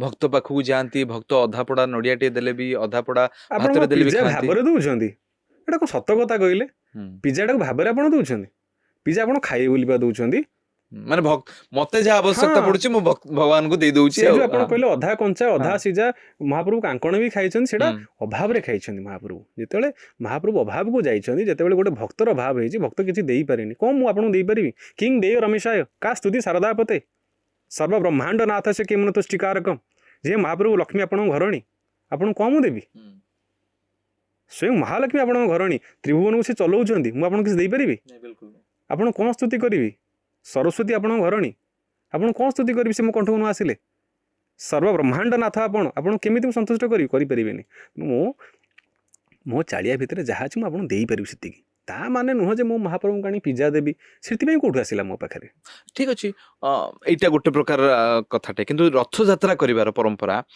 केवल कौन आषाढ़ रे बा जो दिन श्रीमंदिर होउची ता व्यतीत अन्य दिन रे काई पारिबनी ये जुक्ति स्कंदी मु तो सेति कह आपन जन्मदिन मार्च 4 मु आपन मार्च 6 रे जदी कहबी हैप्पी बर्थडे भाई आपन मते कोन रिप्लाई देबे बिलेटेड बोली कहि परिबे ने बिलेटेड हुए कि कोठी एबे बाहरी छ अच्छा बिलेटेड हुए नहीं ता माने आपण गोटे फॉर्मालिटीज मेंटेन करूछन आपणकर माने मोर आपण प्रति भल पाइबा नाही भल पाइबा थिले प्रसन्नजित भाई रो मार्च 4 रे बर्थडे माने मु मार्च 4 रे ही मेसेज करिवि नहीं सी कहते जे जेहेतु कि महाप्रभु जगन्नाथ को देखा आम जापरनु श्रीमंदिर तो आम इच्छा अनुसार आम भगवान आबे महाप्रभु बाहर को आसु 9 दिन बाहर रहिबे 9 दिन केमिति 13 दिन रहिबे महाप्रभु बाहर आपण 4 दिन रथर रहिबे आपण आसु दर्शन किए मना कला काहे आसुना कहीं तुमको आलो कराहिनी मोटी पचारले नहीं श्रीमंदिर भितर कहीं छड़ा अण हिंदू कहीं प्रवेश एटा थिला कोडी नथिला आमे आरंभ करिछु कहीं श्रीमंदिर श्रीक्षेत्र ऊपर 18 थर आक्रमण हला किए कला आक्रमण अण हिंदू माने 13 थर श्रीमंदिर ऊपर आक्रमण हला किए कला अण हिंदू माने 11 थर महाप्रभु सिंहासन छाड़िया को पड़ला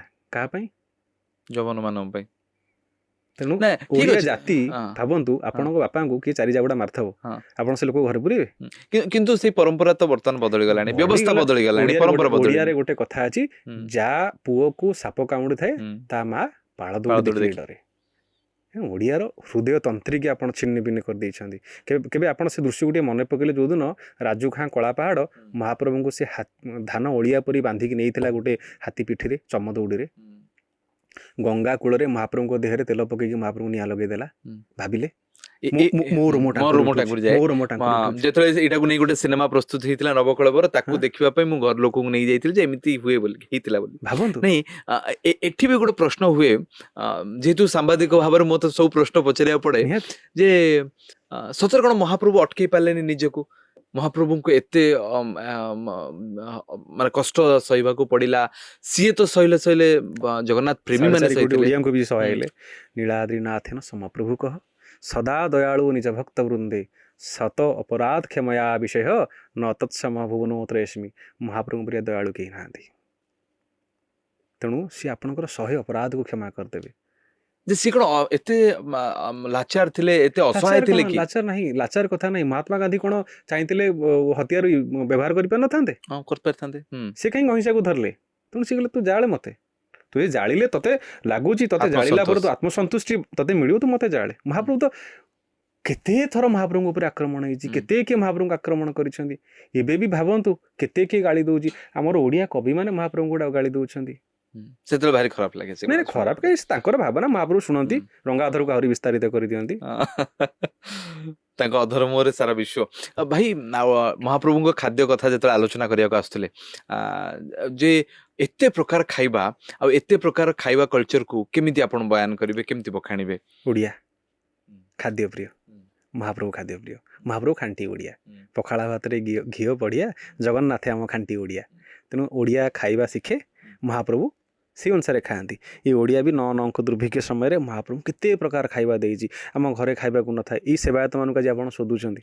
ଆଉ ଗୋଟେ ଅପବାଦ ଆସେ, ଆଉ ଗୋଟେ ସବୁବେଳେ ଅଭିଯୋଗ ହୁଏ ଯେ ପୁରୀରେ ସେବାୟତ ମାନେ ଭାରି ଜୋରରେ ଯୋଉ ଟଙ୍କା ନେବା କଥାକୁ ଛାଡ଼ିଦେଲେ ବି ବହୁତ ଖରାପ ବ୍ୟବହାର କରନ୍ତି। ପୁରୀ ମନ୍ଦିର ଭିତରେ ଗଲେ ଆପଣ ତିକ୍ତ ଅନୁଭୂତି ବି ନେଇକି ଆସିବେ, ମହାପ୍ରଭୁଙ୍କୁ ଦେଖିବେ, କିନ୍ତୁ ଏଇଟାକୁ ଆପଣ ଆକ୍ସେପ୍ଟ କରିବା ଧୂଳିଆ ମାନଙ୍କ ସହିତ ଭେଟିଛନ୍ତି ନା ସେବାୟତ ମାନଙ୍କ ସହିତ କୋଉଠି ଭେଟିଛନ୍ତି? କାହା ସହିତ? ଧୂଳିଆ ମାନଙ୍କ ସହିତ।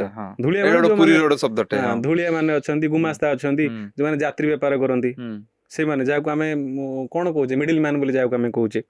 ଆପଣ ଧୂଳିଆ ଗୁମାସ୍ତା ମାନଙ୍କର ବ୍ୟବହାର ଖରାପ ହବ। ବ୍ୟବହାର ପୂଜା ପଣ୍ଡା କେବେ ବ୍ୟବହାର ଖରାପ କଲେ?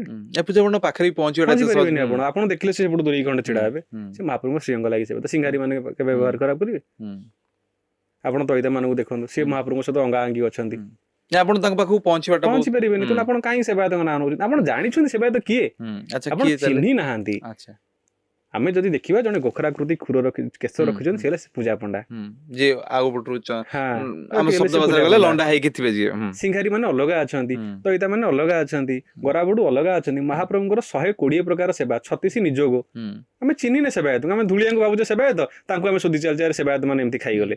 ତ ସେଇ ଯୋଉ ପରମ୍ପରାଟେ, ସେଇ ଯୋଉ ପ୍ରତୀକଟେ ବା ସେଇ ଯୋଉ ବ୍ୟବସ୍ଥାଟେ ସେ ଅଛି, ସେ ଯିବନି। କେମିତି ଯିବ? ଆପଣ ତାଜମହଲ ପାଖରୁ ପଳେଇଲେଣି ମିଡିଲ ମ୍ୟାନ, ଏ ମଝିରେ ଆରଟିଓ ବାହାର କରିଦେବେ ଯେ ମିଡିଲ ମ୍ୟାନ ବିନା ଆରଟିଓରେ ଆପଣ କରିବେ। ଆପଣ ବିନା ମିଡିଲ ମ୍ୟାନ ଆରଟିଓରେ କରିଦେବେ ଲାଇସେନ୍ସ? କରିପାରିବେନି। ତେଣୁ ସେ ଅଛନ୍ତି। ପୁରୀ ଗୋଟେ ସାଂସ୍କୃତିକ ଅନୁଷ୍ଠାନ, ସେଠି ସବୁ ଲୋକ ଚଳୁଛନ୍ତି, ତେଣୁ କିଛି କିଛି ବି ତା ଦେହରେ ଚଳୁଛନ୍ତି। ଏ ମହାପ୍ରଭୁଙ୍କୁ ଦର୍ଶନ କରିବା ପାଇଁ ସତରେ ଚନ୍ଦ୍ରଭାଇଙ୍କର ଗୋଟେ ମିଡିଲ ମ୍ୟାନ ର ଆବଶ୍ୟକତା ଥାଏ କି? ଆପଣ ଭାତଟା ଖାଇବା ପାଇଁ ତ ପୁଣି ହାତର ଆବଶ୍ୟକତା ଅଛି। ହାତଟା ତ ମୋର ନିଜର ନା। ହଁ, ହାତର ଆପଣ ନିଜର ଯେପର୍ଯ୍ୟନ୍ତ ଆପଣଙ୍କ ପାଖରେ ଅଛି, ସେମିତି ସେବାୟତ ଆପଣଙ୍କର କାହିଁ ପର ହେବେ? ନାଇଁ ନାଇଁ, ମୁଁ ପର କଥା କହୁନି। ହାତ ଯେମିତି ଆପଣ ନିଜର, ମହାପ୍ରଭୁଙ୍କର ସମସ୍ତେ ସନ୍ତାନ, ତେଣୁ ଆମେ ସମସ୍ତେ ଗୋଟିଏ କୁଟୁମ୍ବ। ତେଣୁ ଆମେ ବସୁଧୈବ କୁଟୁମ୍ବକମ ବିଶ୍ୱାସ କରୁ। ଯେ ଅୟୋ ନିଜ ପରବେତି ଗଣନାଂ ଲଘୁଚେତସାମ୍ ଉଦାର ଚରୁତା ନାନ୍ତୁ ବସୁଧୈବ କୁଟୁମ୍ବକମ। ଯେ ଆମେ ଗୋଟେ ବସୁଧର, ସମଗ୍ର ବସୁଧରା ଆମେ ହେଲେ ଗୋଟେ କୁଟୁମ୍ବ। ତେଣୁ ସେବାୟତୀ ମାନେ ବି ଆମ ଭାଇ। ଆଉ ଗୋଟେ ପ୍ରଶ୍ନ ହୁଏ ଯେ ପୁରୀର ଯୋଉ ସେବାୟତ ମାନେ ଅଛନ୍ତି, ପାରମ୍ପରିକ ଭାବରେ ପୌତ୍ରିକ ଭାବରେ ସେ ସେବା ଦାୟିତ୍ୱ ତାଙ୍କୁ ମିଳିଥାଏ, ମହାପ୍ରଭୁ ଦେଇଥାନ୍ତି। ତାଙ୍କ ବ୍ୟତୀତ ବାହାରୁ କୌଣସି ସେବାୟତ ସେଇ ପରମ୍ପରା, ସେଇ ରୀତିନୀତି, ସେ ପରିଶ୍ରମ କରିପାରିବେ କି? ନାହିଁ। ମହାପ୍ରଭୁଙ୍କ କୂଳରେ, ମହାପ୍ରଭୁଙ୍କ ଗୋତ୍ରରେ ଜନ୍ମ ହେବା ମହାପ୍ରଭୁ ହିଁ ଦେବେ। ସେଟା ଆଉ କେହି ଦେଇପାରିବେନି। ସେ କ'ଣ କାମ ହୁଏ ଆଉ କାହିଁକି ଅନ୍ୟମାନେ କରିପାରନ୍ତିନି ତାକୁ ଯଦି ଆପଣ ନିଷ୍ଠା ଅଛି, ସେଥିପାଇଁ ତାଙ୍କର କେତେ କୋଟି ଜନ୍ମର ପୁଣ୍ୟ ଅଛି। ଯେ କୁହାଯାଏ କୋଟି ଜନ୍ମର ପୁଣ୍ୟ ହେଲେ ଆପଣ ମନୁଷ୍ୟ ଜନ୍ମ ପାଇବେ, ଆଉ କେତେ ଜନ୍ମର ପୁଣ୍ୟ ହେଲେ ଆପଣ ଗୋଟେ ଉଚ୍ଚ କୂଳରେ ଜନ୍ମ ହେବେ, ତାଠୁ ଆହୁରି କେତେ ଗୁଣ ଯଦି ଆପଣ ପୁଣ୍ୟ କରିଛନ୍ତି ମହାପ୍ରଭୁଙ୍କ ଗୋତ୍ରରେ ଜନ୍ମ ହେବେ, ତାଠୁ ଯଦି ଆହୁରି କେତେ କ'ଣ କରିଛନ୍ତି ମହାପ୍ରଭୁଙ୍କ ଶ୍ରୀଅଙ୍ଗ ଲାଗି ସେବକ ହେବେ। ତେଣୁ ମହାପ୍ରଭୁ ଡିସାଇଡ୍ କରିଛନ୍ତି କିଏ ମୋ ସେବକ ହବ। ହେଇପାରେ ଆଜି ଏଇ ଜନ୍ମରେ ଆପଣ ଅଛନ୍ତି, ଆର ଜନ୍ମରେ ଥାଇପାରନ୍ତି, କି ହେଇପାରନ୍ତି। ତେଣୁ ଆମେ କାହିଁକି ଭାବିବା? ତେଣୁ ମହାପ୍ରଭୁ ଶୁଣନ୍ତୁ, ଆକୁ ଆମେ କଣ୍ଟ୍ରୋଭର୍ସି କି ନବାନି ଯେ ମହାପ୍ରଭୁଙ୍କ ସେବକ ସେମାନେ କାହିଁକି, ଆମେ ତ ଶିଖିକିଲେ ସମସ୍ତେ କରିଦେବା। ତାହେଲେ ଆପଣ କ'ଣ 2-4ଟା ଲ ପଢିଗଲେ ହାଇକୋର୍ଟ ଜଜ୍ ହେଇଯିବେ? ଏବେ ରଥଯାତ୍ରା ଚାଲିଛି, ରଥଯାତ୍ରା ପାର୍ବଣରେ ସବୁଠୁ ବଡ଼ ପ୍ରଶ୍ନ ଆସେ ଯେ ମହାପ୍ରଭୁ କାଳେ ମାଉସୀ ମା ମନ୍ଦିର ଯାଆନ୍ତି ଏବଂ ମାଉସୀ ମା ମନ୍ଦିର ଯାଇକି ଫେରନ୍ତି ମାଉସୀ ମା ମନ୍ଦିରରୁ। ଇଏ ସତରେ କ'ଣ ମାଉସୀ ମା ମନ୍ଦିର ଯାଆନ୍ତି କି? ଆମେ ଟିକେ ଓଡ଼ିଆ ହେବାକୁ ପଡ଼ିବ, ଆମ ସଂସ୍କୃତି। ମାଉସୀ ମା ମନ୍ଦିର କୋଉଠି ନାହିଁ। ମହାପ୍ରଭୁ ତାଙ୍କ ଜନ୍ମସ୍ଥାନକୁ ଯାଉଛନ୍ତି, ତାଙ୍କ ଜନ୍ମବେଦୀ ଯାତ୍ରା ଏଇଟା। ମାଉସୀ ମା ଯାତ୍ରା ନାହାନ୍ତି। ଗୁଣ୍ଡିଚା ତାଙ୍କ ମାଉସୀ ନୁହନ୍ତି, ଗୁଣ୍ଡିଚା ତାଙ୍କ ମା, ମାନେ ଇନ୍ଦ୍ରଦ୍ୟୁମ୍ନଙ୍କ ପତ୍ନୀ ମହାରାଣୀ। ତେଣୁ ମହାପ୍ରଭୁ ଆମର ଦେବ ଦୀପାବଳିରେ ରାଣୀ ଗୁଣ୍ଡିଚା ଓ ରାଜା ଇନ୍ଦ୍ରଦ୍ୟୁମ୍ନଙ୍କୁ ଶ୍ରାଦ୍ଧ ଦିଅନ୍ତି। ଶ୍ରାଦ୍ଧ କିଏ କାହାକୁ ଦିଏ? ମାଉସୀକି ଦିଅନ୍ତି କିଏ ଶ୍ରାଦ୍ଧ? ବାପା ମାଙ୍କୁ ଶ୍ରାଦ୍ଧ ଦିଅନ୍ତି। ତେଣୁ ମହାପ୍ରଭୁ, ରାଣୀ ଗୁଣ୍ଡିଚା, ଇନ୍ଦ୍ରଦ୍ୟୁମ୍ନ, ତାଙ୍କର ଅନ୍ୟ ଯେଉଁ ପିତାମାତା ଥିଲେ ଯେମିତି ଦେବକୀ, ବସୁଦେବ, ଯଶୋଦା, ନନ୍ଦ, ରାଜା ଦଶରଥ, ଏମାନଙ୍କୁ ସେ ଶ୍ରାଦ୍ଧ ତର୍ପଣ କରନ୍ତି ମାର୍ଗଶିର କୃଷ୍ଣ ପ୍ରତିପଦାରୁ କୃଷ୍ଣ ଚତୁର୍ଦ୍ଦଶୀରୁ ପ୍ରତିପଦା ପର୍ଯ୍ୟନ୍ତ। ଏଇଟା ବି ଗୋଟେ ମେସେଜ ମହାପ୍ରଭୁ ଦିଅନ୍ତି ଯେ ପୁଅ ହିସାବରେ ତମର କର୍ତ୍ତବ୍ୟ କ'ଣ। ଆମେ ତ ବୃଦ୍ଧାଶ୍ରମରେ ବାପା ମାଆଙ୍କୁ ଛାଡ଼ିଦେଲେ, ଶ୍ରାଦ୍ଧ କଥା କୋଉଠି ଉଠିଲା? ଜୀବନ୍ତ ବାପା ମାଆଙ୍କୁ ଆମେ ପଚାରୁନୁ, କିନ୍ତୁ ଭାବିଲେ ତ୍ରିଭୁବନର ସାନ୍ତ ଅରୁଣ ବରୁଣ ଶରଣ ପସନ୍ତି ଚରଣ ଧରନ୍ତି ଯାହାର, ସିଏ ତାଙ୍କ ବାପା ମାଆଙ୍କୁ ଶ୍ରାଦ୍ଧ ଦେଉଛନ୍ତି ସାଧାରଣ ମନୁଷ୍ୟଟେ ପରି। କାନ୍ଦୁଛନ୍ତି ମୋ ବାପା ମାଆଙ୍କ ପାଖରେ ନାହାନ୍ତି। ଆଜି ବି ମନେ ପକାଉଛନ୍ତି ରାଣୀ ଗୁଣ୍ଡିଚାଙ୍କୁ, ସେଥିପାଇଁ ସେ ରଥଯାତ୍ରା କରୁଛନ୍ତି। ରଥଯାତ୍ରାର କାରଣ ହଉଛି ଯେ ନିଜ ଘରକୁ ନିଜେ ଫେରିବାର ମହାପ୍ରଭୁ ସବୁବେଳେ ଗୋଟେ ବାର୍ତ୍ତା ଦିଅନ୍ତି, ମାଆକୁ ଭଲ ପାଅ, ମାଟିକି ଭଲ ପାଅ, ବର୍ଷ ସାରା ତମ କର୍ମକ୍ଷେତ୍ରରେ ରହିଲ, ଗୋଟେ ଥର ଗାଁକୁ ଯାଅ, ଗାଁକୁ ଦେଖ, ତମ ଗାଁ ଚାଲିଚଳଣିକି ଦେଖ। ମହାପ୍ରଭୁ ସବୁବେଳେ ସାମାଜିକ ବାର୍ତ୍ତା ଦିଅନ୍ତି। ମହାପ୍ରଭୁ ତାଙ୍କ ସାଙ୍ଗମାନଙ୍କୁ, ତାଙ୍କ ବନ୍ଧୁମାନଙ୍କୁ ସବୁବେଳେ ତାଙ୍କ ପାଖରେ ରଖିଥାନ୍ତି, ଯାହାକୁ ଆମେ ପୁରୀରେ ଘଣୀ ବୋଲି କହୁ। ମହାଦେବ ହେଲେ ତାଙ୍କର ସବୁଠୁ ବଡ଼ ଘଣୀ। ମହାଦେବଙ୍କୁ ସେ ଖଣ୍ଡେ ମାନେ ଗୋଟେ ମୁହୂର୍ତ୍ତ ଛାଡ଼ନ୍ତି। ସେଥିପାଇଁ ବଳଭଦ୍ର ବଡ଼ ଭାଇ ରୂପରେ ରହିଲେ। ମାନେ ଆଉ ଗୋଟେ ଅନନ୍ୟ ପରମ୍ପରା ଦେଖିବେ, ଏଇଟା ଗୋଟେ ଲୁଚିକି ଥାଏ ସବୁବେଳେ, ହରି ଶମ୍ଭୁ ଏକାଦଶୀ। ଆଚ୍ଛା, ଆମର ଯୋଉ ପଞ୍ଚୁ ପାଣ୍ଡବ ରହିଲେ, ମହାଦେବ ଯୋଉ ରହିଲେ, ତ ମହାଦେବ ତାଙ୍କ ମନ୍ଦିରରେ କେହି ରହୁନାହାନ୍ତି। ମାନେ ଯୋଉ ପୁରୀ ମନ୍ଦିରରେ କେହି ରହୁନାହାନ୍ତି, ତାଙ୍କ ମନ୍ଦିର ଛାଡି ସେ ପଳେଇ ଯାଇଛନ୍ତି ଯେ ମହାପ୍ରଭୁ ଆମେ ଆପଣଙ୍କୁ ସେବା କରିବୁ। ଲୋକନାଥ ମାନେ ଯୋଉ ଲୋକନାଥ ମାର୍କଣ୍ଡେଶ୍ୱର ସେ କଥା ଲୋକନାଥ ମାର୍କଣ୍ଡେଶ୍ୱରରେ ନୀଳକଣ୍ଠେ ସମସ୍ତେ ତାଙ୍କ ମନ୍ଦିର ଛାଡିକି ପଳେଇ ଆସିଲେ। ଏଠି ଲୋକନାଥ ହେଲେ ମହାପ୍ରଭୁଙ୍କର ଭଣ୍ଡାର ରକ୍ଷକ ଶ୍ରୀମନ୍ଦିର ଭିତରେ, ଈଶାନେଶ୍ୱରରେ ରହିଲେ ମହାପ୍ରଭୁଙ୍କର ଈଶାନ ଗୁଡୁ, ମାର୍କଣ୍ଡେଶ୍ୱର ରହିଲେ ମହାପ୍ରଭୁଙ୍କର, ଜମ୍ବେଶ୍ୱର ରହିଲେ ମହାପ୍ରଭୁଙ୍କର ହିସାବ ରକ୍ଷକ। ତେଣୁ ସମସ୍ତେ ମହାପ୍ରଭୁଙ୍କୁ ସେବା କରୁଛନ୍ତି, ନିଜ ମନ୍ଦିରରେ କେହି ନାହାନ୍ତି। ତେଣୁ କ'ଣ ହୁଏ ନା, ଯୋଉଦିନ ଏକାଦଶୀ ସୋମବାର ପଡିବ ସେଟା ଶମ୍ଭୁ ଏକାଦଶୀ ହବ।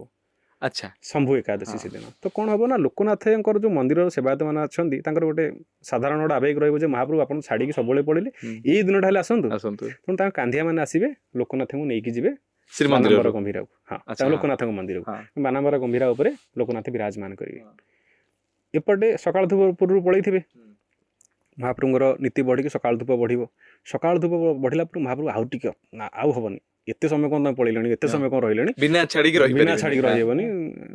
ମା ବି ବୁଝାନ୍ତି, ଯାଇଛନ୍ତି କାହିଁକି ବ୍ୟସ୍ତ ହଉଛ, ସେ ଆସିବେ, ତାଙ୍କର ବି ଗୋଟେ ସଂସାର ଅଛି, ତାଙ୍କର ବି ଦେଉଳ ଅଛି, ତାଙ୍କ ସ୍ତ୍ରୀମାନଙ୍କୁ ଛାଡ଼ିକି ଅଛନ୍ତି। ଜାଣିଛନ୍ତି ଶ୍ରୀକ୍ଷେତ୍ରରେ ଗୋଟେ ଅନନ୍ୟ ପରମ୍ପରା, ଶ୍ରୀକ୍ଷେତ୍ରରେ ମହାଦେବ ଶ୍ରୀମନ୍ଦିରରେ ଏକା ବିରାଜମାନ କରିଛନ୍ତି। ତାଙ୍କର ଯୋଉ ପତ୍ନୀ ମାନେ ସେବାୟତଙ୍କ ଘରେ କୁମାରୀ ରୂପରେ ପୂଜା ପାଆନ୍ତି। ଆଚ୍ଛା, ଯୋଉ ମହାଦେବଙ୍କ ମନ୍ଦିରରେ ମହାଦେବ ମା ପାର୍ବତୀ ମାନେ ସମସ୍ତ ସେବାୟତଙ୍କ ଘରେ ଅଛନ୍ତି। ତେଣୁ ଶୀତଳ ଷଷ୍ଠୀ ପୂର୍ବରୁ କନ୍ୟା ଚୋରି ନୀତି ହବ, ମହାଦେବ ଯିବେ ସେବାୟତ ମାନଙ୍କ ଘରୁ କନ୍ୟା ଚୋରି କରିବେ, ବିବାହ ହବ, ଶ୍ରୀମନ୍ଦିରକୁ ଟିକେ ଆସିବେ। କନ୍ୟା ଚୋରି କୋଉଠି ହୁଏନି ନା, କୋଉଠି ନାହିଁ, ଏ ଦିଟା ହୁଏ। ଆମ ସାନ୍ତେ ଚୋରି କରନ୍ତି ଆଉ ତାଙ୍କ ସାଙ୍ଗ ବି ଚୋରି କରନ୍ତି, ସେ ଗୋଟେ ସାଙ୍ଗରେ ସାଙ୍ଗ ଖାଣି। ତେଣୁ ସେ କ'ଣ ହବ, ଆଉ ମହାଦେବ ରହିପାରିବେ, ମହାପ୍ରଭୁ ରହିପାରିବେନି, ନା ହବନି, ତାଙ୍କୁ ଡକାଅ ଯୋଉ ଡକେଇବେ, କ'ଣ ସେ ଆସୁନାହାନ୍ତି, ଡକେଇବେ, ସେ ତାଙ୍କର ଆସିବେ, ମହାପ୍ରଭୁ ନିଜେ ପଳେଇବେ। ଆଚ୍ଛା, ମହାପ୍ରଭୁଙ୍କ ସ୍ୱରୂପରେ ମଦନ ସୁନ୍ଦର, ମଦନ ମୋହନ ପାଲିଙ୍କି ନେଇକି ପଳେଇବେ ବାନାମ୍ବର ଗମ୍ଭୀରାକୁ, ଲୋକନାଥଙ୍କ ମନ୍ଦିରକୁ। ସେଠି ଦି ଜଣ ଯାକ ଦିଅଁ ପୁଣି ସାଙ୍ଗ ହେଇକି ବସିବେ। ଯାଇଥିବେ ଅଲଗା ଅଲଗା ପାଲିଙ୍କିରେ, ଅଲଗା ଅଲଗାରେ, ଆସିଲା ବେଳକୁ ଗୋଟେ ପାଲିଙ୍କିରେ ଆସିବେ, ଗୋଟେ ସାଙ୍ଗ। ଏପଟେ ବେଲପତ୍ର, ଏପଟେ ତୁଳସୀ, ଏପଟେ ଲୋକନାଥ, ଏପଟେ ଜଗନ୍ନାଥ। ତୁଳସୀ ବେଲପତ୍ର ଅନ୍ୟ ଜାଗାରେ ଏକାଠି ହୁଅନ୍ତି ନାହିଁ। ଭାବୁଛନ୍ତି ତ ମହାପ୍ରଭୁ ଆଉ ମହାଦେବ କେତେ। ତେଣୁ ମହାଦେବଙ୍କୁ ସବୁଠୁ ବଡ଼ ବୈଷ୍ଣବ। ଇଏ ହେଉଛି ଶ୍ରୀକ୍ଷେତ୍ରର ପରମ୍ପରା, ଆପଣ କୋଉଠି ଦେଖିବେନି। ଗୋଟେ ସବୁଆଡ଼େ ଏବେ ବୈଷ୍ଣବ ଶୈବ ଶାକ୍ତ ହେଇକି ସମସ୍ତେ ତାଙ୍କ ଭିତରେ ଆରମ୍ଭ, ଏବେ ତ ନୁହଁ, ହଜାର ବର୍ଷ, କିନ୍ତୁ ଏ ଦେଉଳ ସବୁ ସମ୍ପ୍ରଦାୟକୁ କୁଣ୍ଢେଇକି ଧରିଛି। ଏଠି ଶାକ୍ତ ମାନେ ଆସିଲେ ମହାପ୍ରଭୁଙ୍କୁ ଦକ୍ଷିଣକାଳୀ କହିଲେ, ଏଠି ଶୈବ ମାନେ ଆସିଲେ ମହାପ୍ରଭୁଙ୍କୁ ଶିବ ବୋଲି କହିଲେ, ଏଠି ଗଣପତି ଆସିଲେ ମହାପ୍ରଭୁଙ୍କୁ ଗଣେଶ ରୂପରେ କହିଲେ, ଏଠି ବୈଷ୍ଣବ ମାନେ ଆସିଲେ ମହାପ୍ରଭୁ କୃଷ୍ଣ କହିଲେ। ଯିଏ ଯୋଉ ରୂପରେ ଆସିଲା, ଯିଏ ଯୋଉ ରୂପରେ ମହାପ୍ରଭୁ ତାକୁ ଦର୍ଶନ ଦେଲେ ସେଇ ରୂପରେ। ତେଣୁ ଏ ହେଉଛି ମହାପ୍ରଭୁଙ୍କର କ୍ଷେତ୍ର, ଯୋଉ କ୍ଷେତ୍ରକୁ ସମ୍ପୂର୍ଣ୍ଣ ବୈକୁଣ୍ଠ ବୋଲି ଏଟାକୁ କୁହାଯାଇଛି। ଆପଣ ବୈକୁଣ୍ଠ ଶବ୍ଦ କୋଉଠି ପାଇବେନି। ମର୍ତ୍ତ୍ୟ ବୈକୁଣ୍ଠ ହେଉଛି ଶ୍ରୀକ୍ଷେତ୍ର, ଯୋଉଠି ମହାପ୍ରଭୁ ନିଜେ ବିରାଜମାନ କରିଛନ୍ତି। ଆଚ୍ଛା, ଚନ୍ଦନ ଭାଇ କନ୍ୟା ଚୋରି କରିଛନ୍ତି ନା ନାଇଁ, ଏତେ ସବୁ କଥା ଚନ୍ଦନ ଭାଇ ଜାଣନ୍ତି। ବ୍ୟକ୍ତିଗତ କଥା ଏଥିପାଇଁ ଯେ ଚନ୍ଦନ ଭାଇ ହଉଛନ୍ତି ଜଣେ मेडिकल प्रोफेशनल लोक, अर्थात आपण जो मेडिसिन खाती, औषध खाती, से सब व्यवसाय सहित जड़ित अच्छा। ठीक ठीक कहली। तो से सब व्यवस्था भितर महाप्रभु जगन्नाथ को पाइबा, जगन्नाथ को संस्कृति को आहरण करवा मत भारी भल लगे भाई।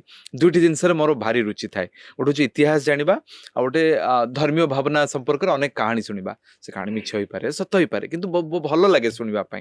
से आम पॉडकास्ट देखिए अनेक गुड़े अतिथि मैंने सेमती था।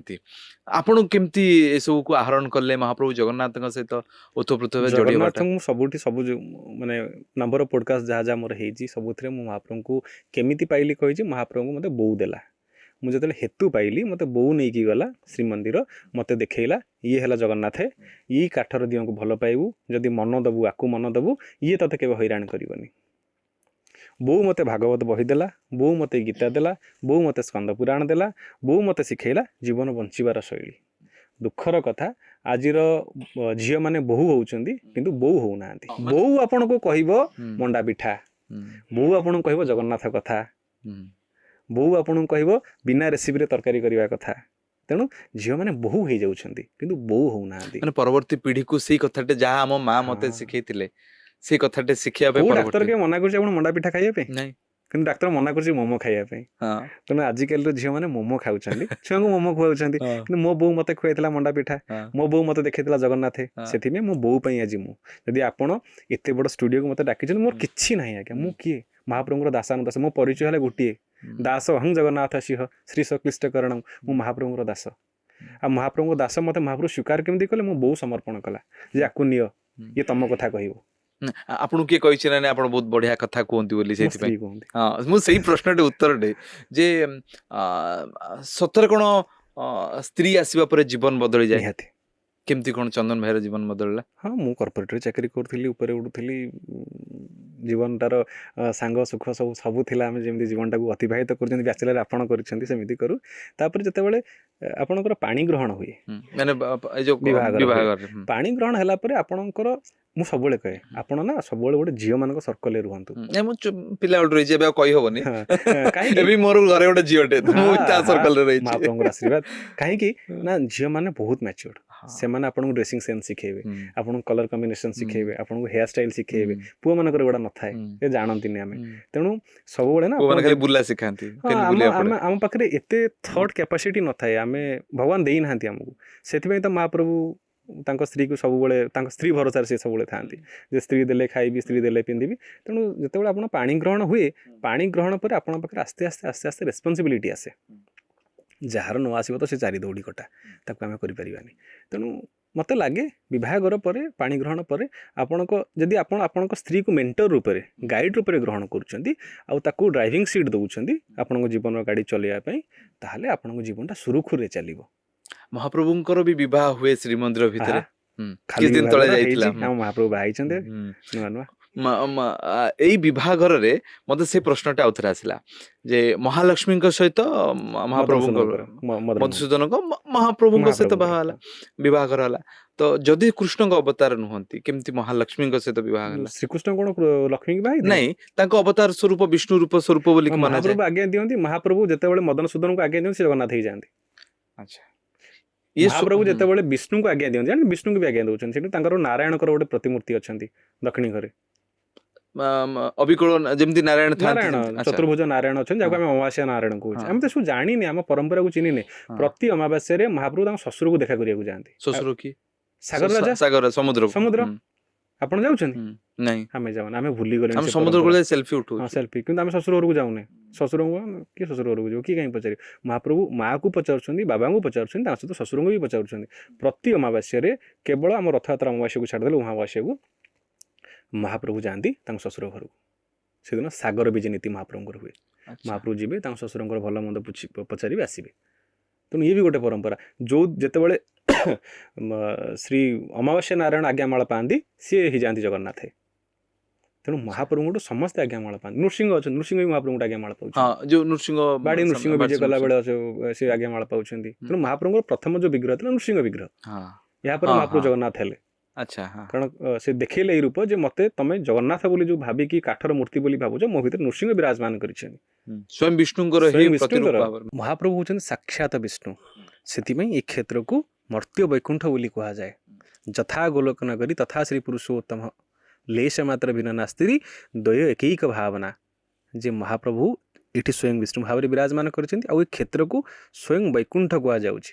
ତେଣୁ ବୈକୁଣ୍ଠ ଆଉ ମର୍ତ୍ତ୍ୟ ବୈକୁଣ୍ଠ, ଆ ଭିତରେ କୌଣସି ଭିନ୍ନତା ନାହିଁ। ତେଣୁ ଆମେ ମହାପ୍ରଭୁଙ୍କୁ ସାଧାରଣ ଭାବୁଛେ, ଆମେ ନିଜକୁ ଇନଫିରିୟର ଭାବୁଛେ। ଆଗେ ଆମେ ନିଜକୁ ଇନଫିରିୟର ଭାବୁଛେ, ଆମେ ଭାବୁଛେ ଆମେ ସେମିତି ଗୋଟେ ରାଜ୍ୟରେ ଜନ୍ମ ହୋଇଛେ। ଆମେ ବୈକୁଣ୍ଠରେ ଜନ୍ମ ହୋଇଛେ। ଯେବେ ଆପଣ ନା ଓଡ଼ିଶାରେ ଜନ୍ମ ହେଲେ, ଉତ୍କଳରେ ଜନ୍ମ ହେଲେ, ଆପଣ ଧନ୍ୟ ହେଲେ। ଆପଣ ସ୍ୱର୍ଗ ଯିବା ଦରକାର ନାହିଁ, ଆପଣ ସ୍ୱର୍ଗରେ ଅଛନ୍ତି। ସବୁ ଲେଖା ଅଛି। ସେଥିପାଇଁ ଆମେ ଚେଷ୍ଟା କରୁଛୁ ଗୋଟେ ଖଣ୍ଡେ ବହି ଲେଖିବା ପାଇଁ, ଯେ ଆମ କ୍ଷେତ୍ର ବିଷୟରେ ଏଇ କଥା ନୀଳଶୈଳର ଆପଣ ନିଜେ ଲେଖିଛନ୍ତି ମୁଁ ନୁହଁ ଏ ବହିକି ସ୍ୱୟଂ ମହାପ୍ରଭୁ ଲେଖିଛନ୍ତି ଇଏ କଥା ଚଳନା କିନ୍ତୁ ମହାପ୍ରଭୁ ଆପଣଙ୍କ ହାତରେ ବିଶ୍ୱାସ କରନ୍ତୁ ମୁଁ ସାଇନ୍ସର ଷ୍ଟୁଡେଣ୍ଟ, ଲିଟରେଚରରେ ମୋର ଜ୍ଞାନ ନାହିଁ। ମୁଁ ଯେମିତି ଜୟଦେବ ଗୀତ ଗୋବିନ୍ଦ ଲେଖିଲେ ମୁଁ ସେ ଅସମ୍ପୂର୍ଣ୍ଣ ଧାଡ଼ିକୁ ମହାପ୍ରଭୁ ନିଜେ ସମ୍ପୂର୍ଣ୍ଣ କରିଛନ୍ତି। ମୁଁ ଲେଖି ସାରିଲା ପରେ ଯେତେବେଳେ ପ୍ରତି ପୃଷ୍ଠାକୁ ପଢ଼ିଲି ନୁହଁ ପଢି ପାରିଲା ନୁହଁ, ଆମେ ଯାଉଥିଲୁ ନବଯୌବନ ଦର୍ଶନ କରିବା ପାଇଁ। ନାଇଁ ନବଯୌବନ ନୁହଁ, ଆମେ ଭବାନୀ ଭାଇଙ୍କ ସହିତ ଦେଖା କରିବା ପାଇଁ ଯାଉଥିଲୁ।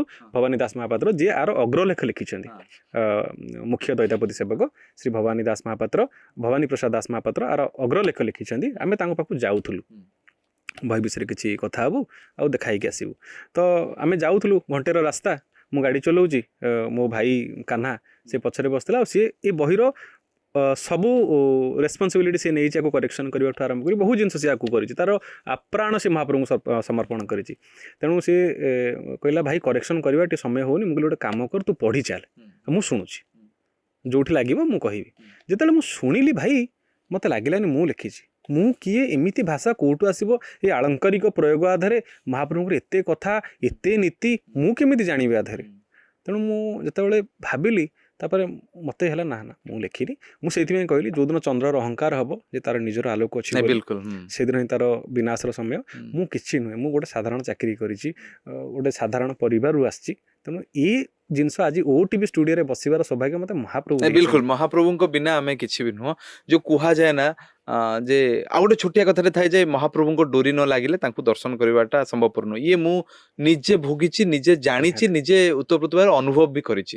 ଅନେକ ସମୟରେ ମହାପ୍ରଭୁଙ୍କ ପାଖରେ ରହିକି ବି ମୁଁ ତାଙ୍କୁ ଦର୍ଶନ କରିପାରିନି, ମାନେ ଆଉ ମୁଁ ଯୋଉଠି କଳ୍ପନା ବି କରିପାରିନଥିବି ସେଇଠି ଯାଇକି ମହାପ୍ରଭୁଙ୍କୁ ଦର୍ଶନ କରିଛି। ସେମିତିଆ ଦିଅ, ଆମେ ନବଯୌବନ ଭାବିନଥିଲୁ କେବେ ଦର୍ଶନ ହବ ବୋଲି। ଏଇଥରର ଆମେ ନବଯୌବନ ଯିବାର ନଥିଲା ଯୋଜନା, ଆମେ ଯିବୁନୁ ବୋଲି ଆମର କୌଣସି ଭାବନା ନଥିଲା। ଦିନ 10:30 ବେଳକୁ ଭବାନୀ ଭାଇଙ୍କର ଫୋନ୍ ଆସିଲା, ଚନ୍ଦନ କ'ଣ ମହାପ୍ରଭୁଙ୍କ ନବଯୌବନ ଦର୍ଶନ କରିବନି? ମୁଁ କହିଲି ଭାଇ ସେମିତି କିଛି ଯୋଜନା ନାହିଁ, ଆଉ ପାସ୍ ନାହିଁ, କେମିତି ନାହିଁ, କ'ଣ କରିବି? ତମେ ଆସୁନ। ସେ ଏତିକି ମୋତେ ଡାକିଦେଲେ, ସେ ଡାକିଦେଲେ। ମୁଁ ଗଲି, ଗାଡ଼ି ପାର୍କିଂ କଲି ବଲ୍ଲଭରେ, ତାପରେ ଗଲି, ତାପରେ ଆଉ ଫୋନ୍ ଉଠେଇଲେନି, ଲାଗିଲାନି ତାଙ୍କ ଫୋନ୍। ସେ ଦୋଳ ଭିତରୁ ପଳେଇଛନ୍ତି, ତାଙ୍କ ଫୋନ୍ ଲାଗିନି। ସିଏ ଭାବୁଛନ୍ତି ଚନ୍ଦନ ଆସିବ, ଆଉ ଚନ୍ଦନ ଆସିଲେ ମୁଁ ପଳେଇବି କି ହେଇଯିବ କି କ'ଣ ହବ। ନାଇଁ ମୁଁ ଯିବି, ସେ ଭାବିଛନ୍ତି ଯେ ମୁଁ ଯିବି କି କ'ଣ କରିବି ବୋଲି। ମୁଁ ଜାଣିନି ସେ କାହିଁକି ମୋତେ ଫୋନ୍ କଲେ। ମୁଁ ପହଞ୍ଚିଲି, ମୁଁ କହିଲି ଭାଇ ଫୋନ୍ ଉଠଉନାହାନ୍ତି। ବିଶ୍ୱାସ କରନ୍ତୁ ଭାଇ, ମୁଁ ପାର୍କିଂଠୁ ମହାପ୍ରଭୁଙ୍କ ଦେଉଳକୁ ଯିବା ପର୍ଯ୍ୟନ୍ତ ଗୋଟେ ଅଟୋବାଲା ଦେଖା ହେଲା, କହିଲା ଆଜ୍ଞା ମୁଁ ଆପଣଙ୍କୁ ଜାଣିଛି। ମୁଁ କହିଲି ମୁଁ କିଏ ହଉ ମୋତେ ତମେ ଜାଣିବ? ନା ମୁଁ ଆପଣଙ୍କ ଭିଡ଼ିଓ ଦେଖି ଇଏ କରେ ସିଏ କରେ। ସିଏ ନେଇକି ମୋତେ ଦେଉଳ ପାଖରେ ଛାଡ଼ିଲା। ଦେଉଳ ପାଖରେ ଯୋଉ ପୋଲିସ ଜେଟିଭି ଭାଇ ମାନେ ଥିଲେ, ଚନ୍ଦନ ଭଲ ଅଛନ୍ତି? ମୁଁ କହିଲି ହଁ ଆଜ୍ଞା। ମୁଁ ଲାଗୁଥାଏ ମୁଁ କିଏ, ମୋତେ ମାନେ କାହିଁକି ଜାଣିବେ? ଛୋଟିଆ ଚ୍ୟାନେଲରେ ଆମର 2-4ଟା ଲୋକ ଦେଖୁଛନ୍ତି। ସେଇଠୁ ଆରମ୍ଭ କରି ମହାପ୍ରଭୁଙ୍କ ନବଯୌବନ ବେଦୀ ପର୍ଯ୍ୟନ୍ତ, ମାନେ ଅଣସର ପିଣ୍ଡି ପର୍ଯ୍ୟନ୍ତ ମୋତେ ମହାପ୍ରଭୁ ଭିଡ଼ି ନେଇଗଲେ। ବିଲକୁଲ। ଆଉ ଏମିତି ଆମେ ଦର୍ଶନ କେବେ କରିନୁ ମହାପ୍ରଭୁଙ୍କ ଏତେ ପାଖରୁ, ଗହଳି ନାହିଁ, କିଛି ନାହିଁ। ମୋତେ ଲାଗିଲା ଯେମିତି ଗୋଟେ ସେଲିବ୍ରିଟି ଦର୍ଶନ ଯାଇ କରୁଛି ମହାପ୍ରଭୁଙ୍କର। ତେଣୁ ମହାପ୍ରଭୁ ଯାହାକୁ କୃପା କରିବେ ନା, ମହାପ୍ରଭୁ ତାକୁ ଅହେତୁକ ଜିନିଷ ଦେବେ। ଏଇ କଥାରୁ ଗୋଟେ ମନେ ପଡେ ଭାଇ, ଯେ ଅହଙ୍କାର କଥାରୁ ମନେ ପଡେ, ଅନେକ ରାଜନେତା ମାନେ ଥାଆନ୍ତି, ଅନେକ ଘଟଣା ବଳ ଓଡ଼ିଶାରେ ଘଟି ସାରିଛି, ଅନେକ ଅହଙ୍କାର କରିଛନ୍ତି, ଅହଙ୍କାର ପରିଣାମ ସେ ଭୋଗିଛନ୍ତି।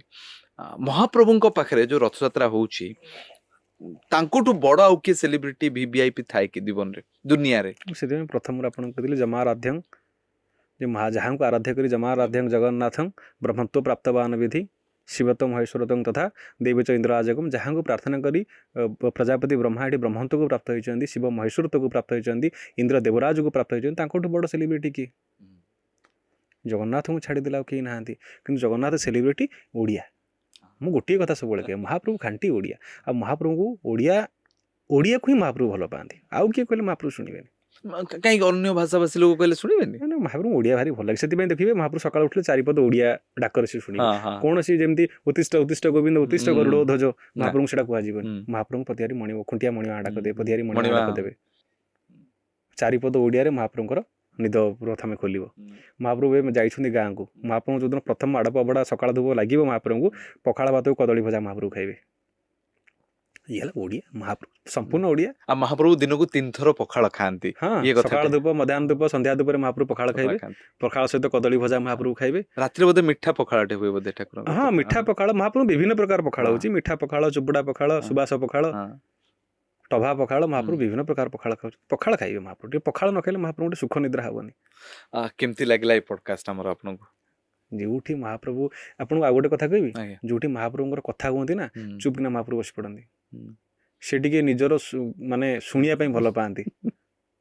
କଥା କୁହ ଠାକୁର ବି ହଁ ଭାରି ଜୋର ସେ କଥା ବି କୁହନ୍ତି। ଆପଣ ଏ ଭାବନ୍ତୁନି ଆପଣ କଥା ହଉଛନ୍ତି, ଆପଣ ହଁ। ଯୋଉ କଥା ହଉଛନ୍ତି ମହାପ୍ରଭୁ ଶୁଣୁଛନ୍ତି। ସେ ହଁ। ତାଙ୍କର ଚର୍ଚ୍ଚା ଯୋଉଠି ହବ, ଗସିପ ଯୋଉଠି ହବ। ହଁ, ଯେ ମୋ ବିଷୟରେ କଣ କଥା ଚାଲିଛି, ହଁ। ଆଉ ସେ ତାଙ୍କର ପ୍ରଶଂସା ଶୁଣିବା ପାଇଁ ଭାରି ଭଲ ହଁ। ପାଆନ୍ତି।